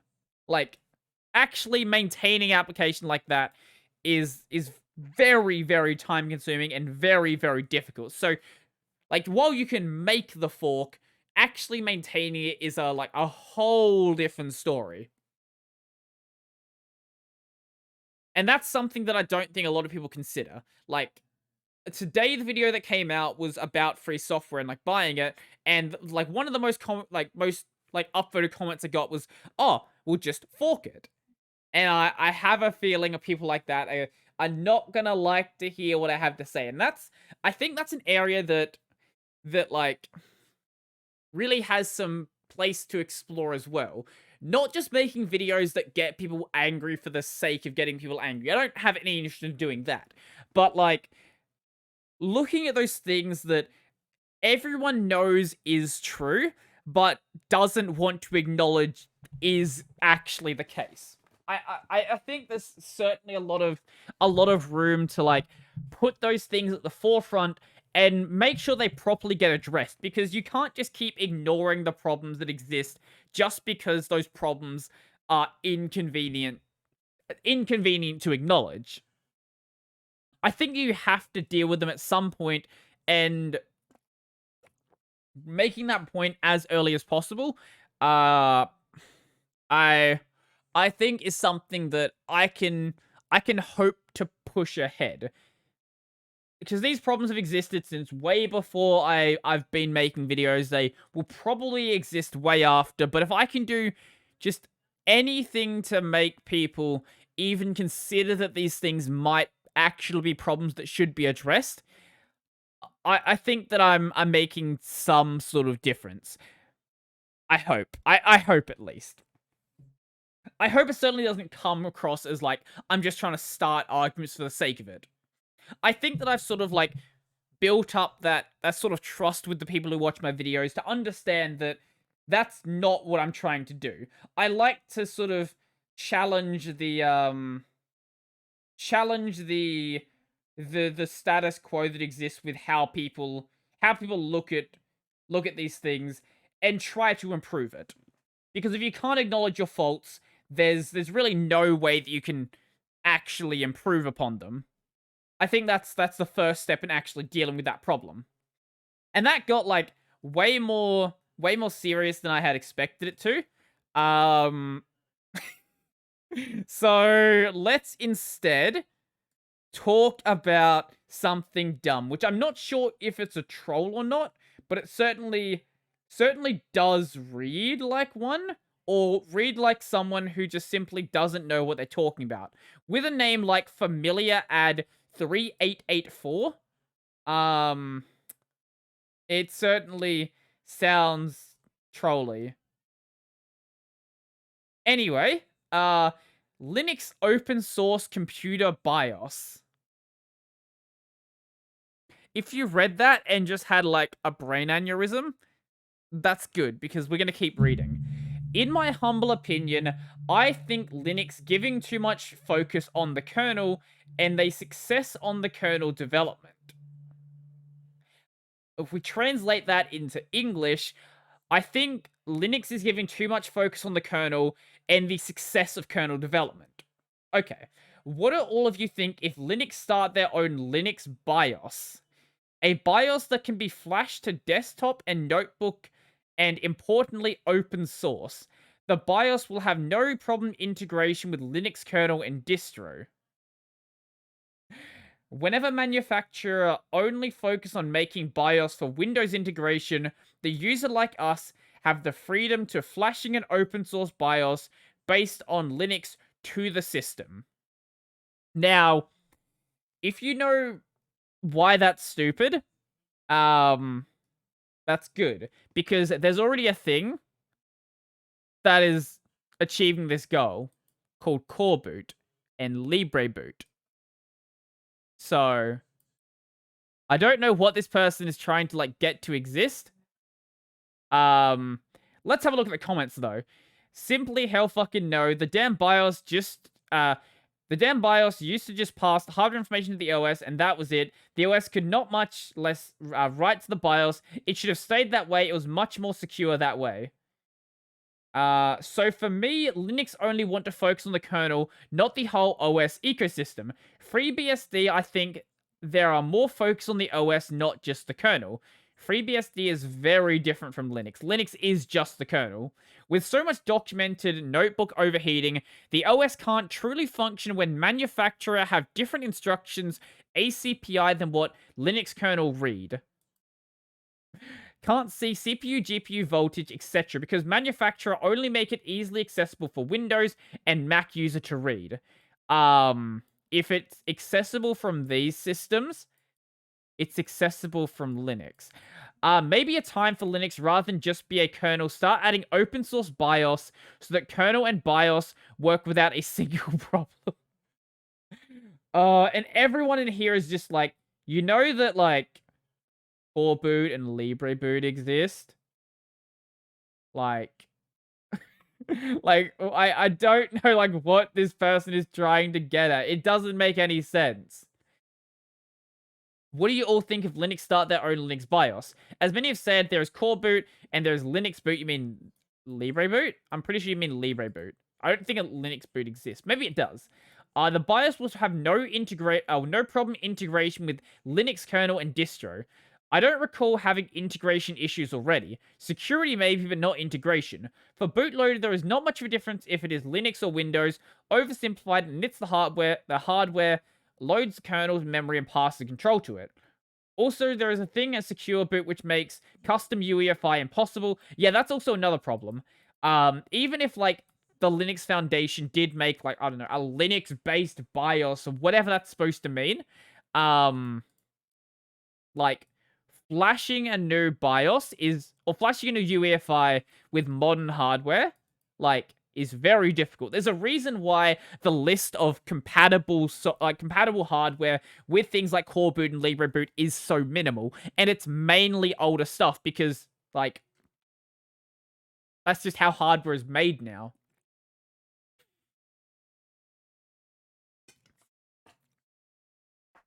Like, you just can't do this. That's the thing. Like, as funny as that sounds, like, this is just something that simply could not exist. Wait, is this a comment somewhere else? Will there be a Steam game on free? What are you saying? I think this person might just not be very smart. Maybe I'm bullying someone who's just not very smart. Um, Pretty sure Proton kind of works on FreeBSD. Do not see the point/appeal, to be honest. In my honest opinion, for a developer like Steam, they much easier for them to maintain the work and make it more faster in FreeBSD compared to Linux. Sony PS4, PS5 based on FreeBSD.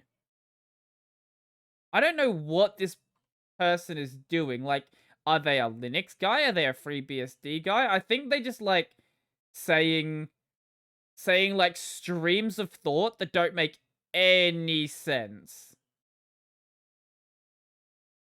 I'm just scrolling through their comments right now, and I'm not seeing anything in here that makes even like the remotest. Oh, here's something. Here's something that makes a bit of sense. But oh, they're the person who posted this one. When will Linux apply correct low-level hardware detection on all distro? It seemed all distro I tried from Arch, Fedora, Ubuntu, there will always be a time the CPU voltage not shown, GPU fan not detect RPM, SSD temp not correct. Wait, is this why they came up with the idea of their, like, custom Linux BIOS? I think this is where it came from. Let's see what the comments said. There's nothing Linux can do. For Windows, the hardware manufacturers provide specialized drivers. There you go, it's drivers. Like, that's the it's drivers. Drivers are the problem. It's not a BIOS problem. Let's see. Did I say anything else dumb in here? You have all the sources, open an editor and start fixing the problems that bother you. That's the best way to solve your problems. I thought Linux is open source. How can I get the open source? Sorry, I'm still new to Linux. So look up Linux source code. On Windows or Apple, I know because it's closed source, we need to install driver, etc. But Linux is open source. How to fix problem on voltage and what source we talking about? It's like, this person literally just links to the source code. I always, like, I can't stand it when people ask, like, really dumb questions like that. Like, it's one thing to not understand something, but when it's like, where can I find the source code? It's like, have you considered searching Linux source code? I guarantee on every search engine you use, it's going to be the first result. 100%. This is why sites like Let Me Google That For You exist. I can clearly tell this person is very new to Linux, but I think they just might be new to the internet altogether. May I know why there is overheating issue with Linux kernel on laptop? On what laptop? What laptop? Laptop is not device.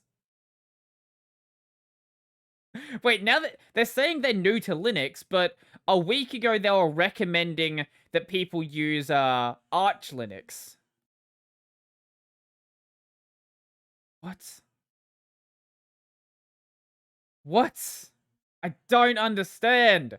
I'm so confused.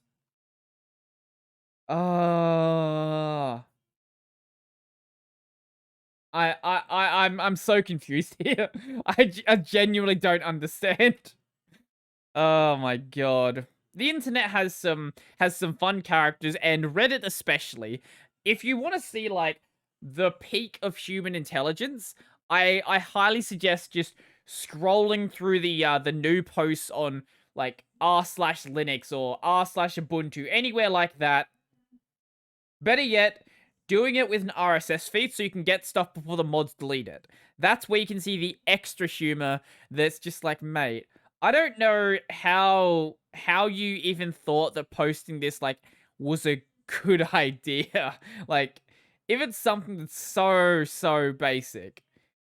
once again, not a problem if like you don't know something basic, but like when it's something that like you literally search the title of your post and you find an answer, maybe you shouldn't have even like made the post. Like, I don't know. Maybe I'm being too harsh in that regard, but like if I can search your title and find it, like why? Yeah. I don't understand. Oh, lordy lord. What? I just read more of this. That's enough with those comments. I'm losing my limited intelligence as it is. That's enough. That's enough reading those. Hmm. Let's see.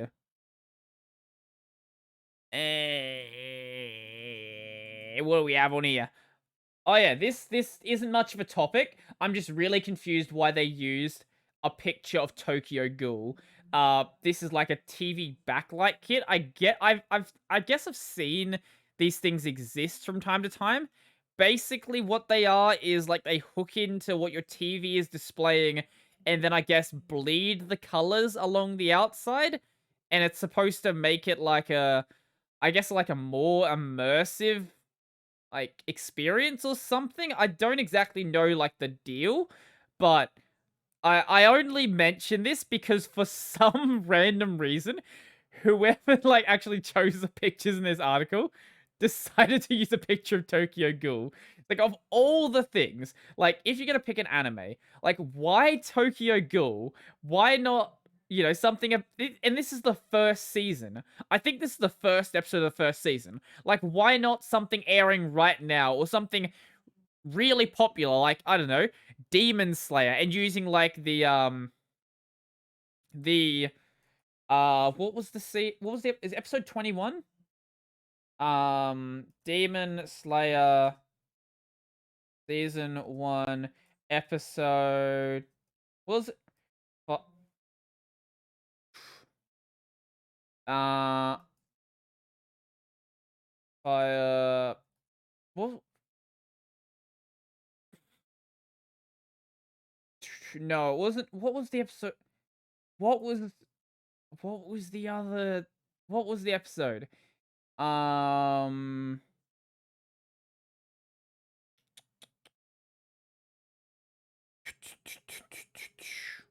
Let's go and find, is there a list of fights on the wiki? Not Hand Demon, no.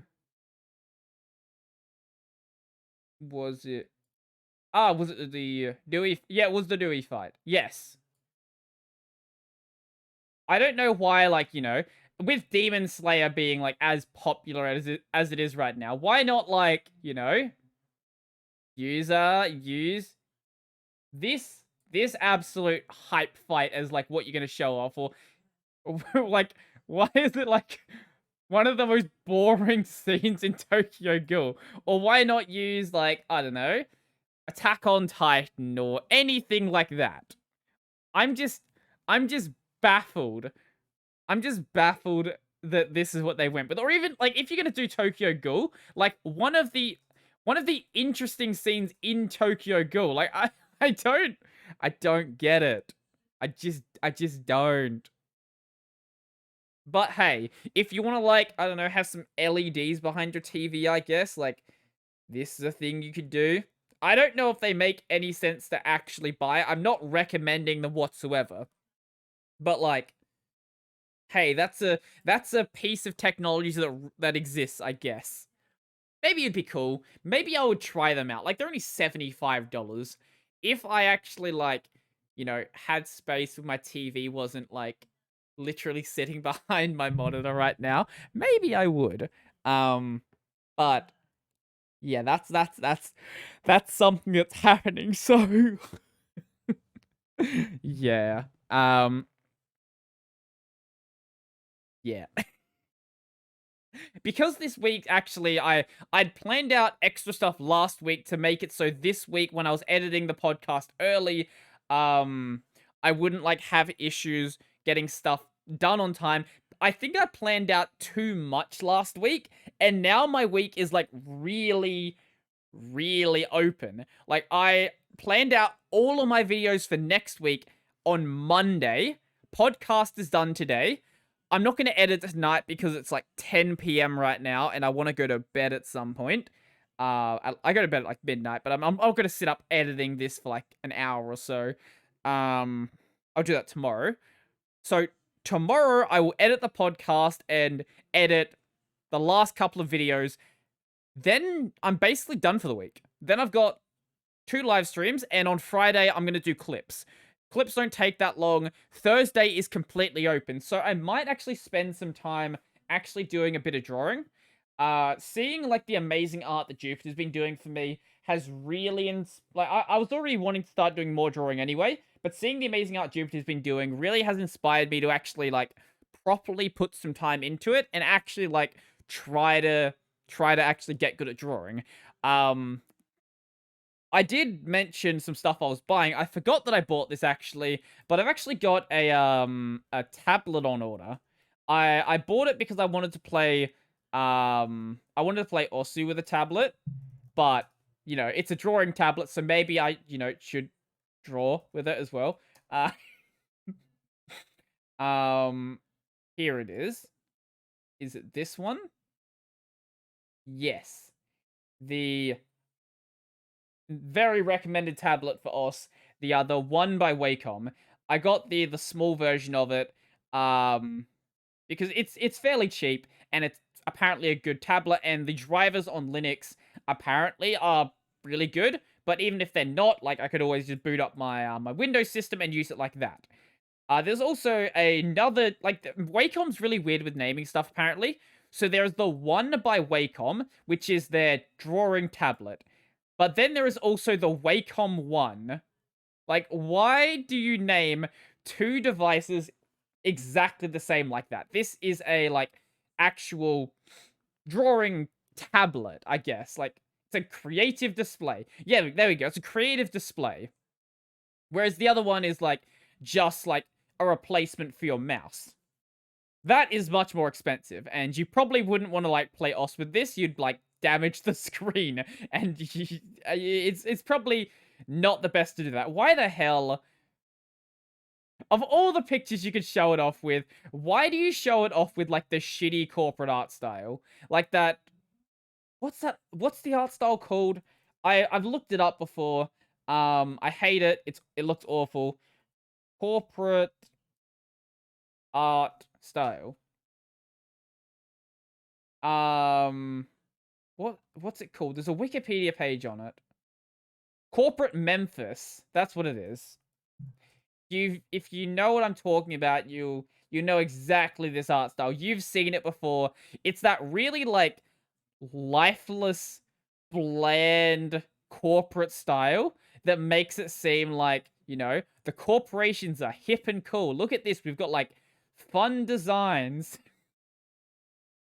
Then there's people who take the piss out of it.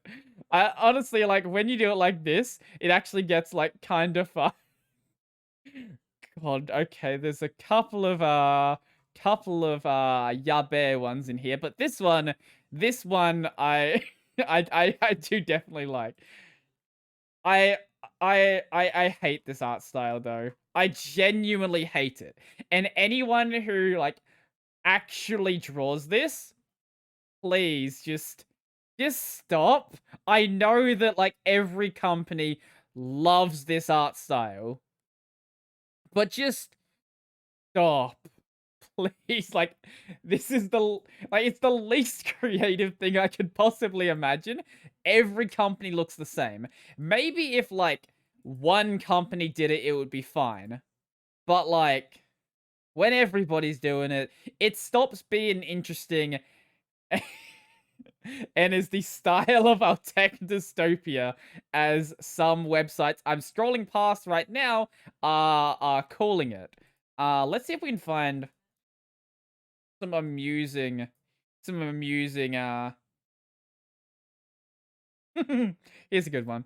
I've seen this one a few times, but it still makes me still makes me chuckle a bit. No, flat design is terrible and lazy. Become flat design. Man, please don't. Just don't draw this style. Just let it die. Get rid of it. I would never, like, for any other art style, no matter how little I like it, I would never, like, say, I just don't want this style to exist. But yeah, I just can't. I just can't with this style. I want it to go away. I want to have some creativity in the corporate world again. Even though it's like shield fake creativity, at least like companies were doing different things at one point and not all having the exact same art style. At least there was just that. That was, I guess, one positive.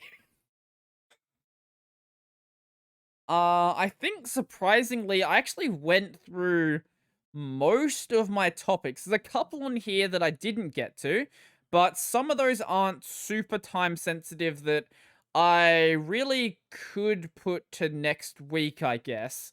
Actually, one I do want to just briefly mention is this right here.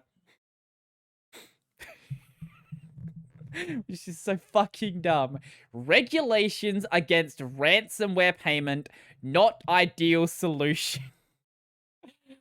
Okay, so with ransomware attacks increasing, legislations have been mooted as a way to bar companies from paying up and further fueling such activities.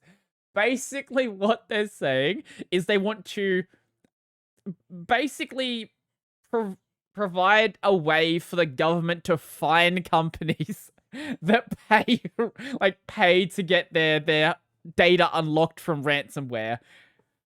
Like, this is such a backwards way of approaching the problem. Like, yes, I don't know, murder is a problem. So you know what? If you get murdered, we're gonna fine your family. Like, what?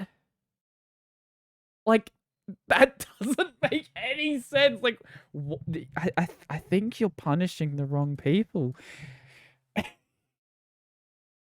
So, the US pipeline operator paid up almost $5 million in ransom, bulk of which was later recovered by authorities, while the Irish healthcare operator refused to pay. Blah blah blah. Paying the ransom can be less expensive for cash-strapped company than engaging in the painstaking task of rebuilding company system and databases.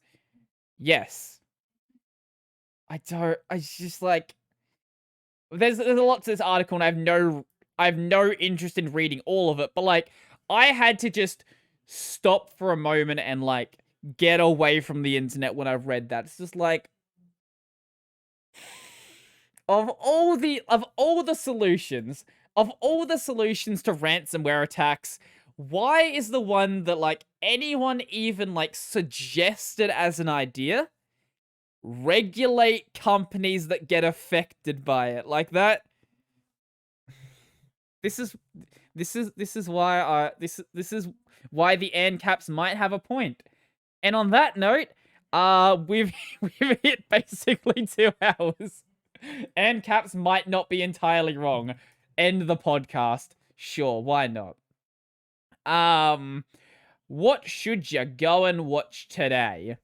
Let's see.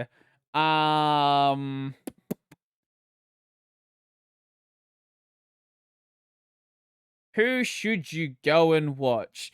Now, this is a very good question, because I didn't think of this before. Here we go. Here's a channel that I just recently started watching and have been, like, binging a lot of stuff. And a lot of, like, he's also done other stuff outside of his channel as well. So this is the Rixer. The Rixer is a speedrunner. From what I can tell, like, mainly a Jack 3 guy, but has interest in other games as well. And hey, if you like learning about speedrunning, this is actually a really good channel, because a lot of channels that are like about speedrunning are about specifically the speedrunning, but this is more a channel about like what goes on behind the speed run, like how, you know, we managed to be able to speed run the most infamous level in Jak 3 at a reasonable pace, or why first levels in speedrunning sucks, or the history of different, like, glitches in the Jak series, things like that. I think this is a really good channel. He does still have, like, actual speedruns, like, on the channel, but, and it's not even, like, there's not even that much stuff on the channel, to be honest. Mainly, he does stuff over on his Twitch. But the videos that are here are, like, really, really well-produced videos. So I recommend absolutely going and checking them out. And somehow, he only has 52k subs. Like, I don't understand how. Maybe because he doesn't have that many videos, but even so, like, the videos that are here are quite good, and certainly quite worth your time. So, yeah, I think that's pretty much everything, actually. Yeah, I don't think there's anything else to say. That 2 hours went by actually surprisingly quickly, considering that I threw these topics together literally at the last minute. Like, I prepared all of my topics, like, just before I started. So I hadn't like, read anything or anything like that. So the fact that it even slightly works is good enough for me. It's good enough for me at the end of the day. So before I go, if I was gonna say I was gonna read out my patrons, but like, I actually stopped doing that in recent videos, because what's happened is the list has finally gotten to the point where it's a little too long to, like, feasibly read out, because I think there's, like, close to 30 or something names on here. Yeah, there's, like, a ton of people at this point. Going across, like, my YouTube, my YouTube members, Patreon, Subscribestar, and yeah, I think that's all the ones where it mainly is. I have people on LiberaPay as well, but it doesn't tell me who actually who sends money on that one, so I don't actually know how many people are there. I actually know how many people are there. I don't know their names, so I can't thank them directly. But yeah, if you want to go and support the channel and you like my content, whether it's on this channel, the gaming channel, the main channel, any of the channels, do go check out my Patreon, Subscribestar, and LiberaPay. There's not really bonus content you get. I really should work on that. But I guess I upload my unedited faces. So if you want to make, like, dumb meme edits with the faces in my thumbnails, and you want to have, like, the full picture like that, you can do that. If you join my YouTube membership, literally nothing at this point. I really need to get emotes done. But it's just a matter of getting emotes done. Like, that's the big thing, just getting the emotes done. Some point, it will happen. Probably. And, yeah. Gaming channel, I upload 5 or so YouTube shorts, do about 2 live streams a week. Main channel, upload 6 days a week, do a live stream on the 7th. And if you're watching this on YouTube or Odyssey, where the video version is, there is an audio version. Basically, anywhere you can find an audio podcast. And the video version is, I said it already, on YouTube and Odyssey, so I don't need to repeat that. It's getting late, and I've been recording for a many hours today because it's a Tuesday, so I did 4 videos earlier in the day, and now I'm doing a podcast. So I think I've kind of spoken for like 7 hours today. More hours than I should speak. So I'm gonna go not speak until tomorrow, where I will record more videos. 2 more videos. Or that's 4, Brodie. 2 more videos, and have the rest of the day off before we do podcasts. Before we do live stream, sorry. Yeah. So I'm gonna end it there. Be safe. Don't eat yellow snow or something. And I'm out.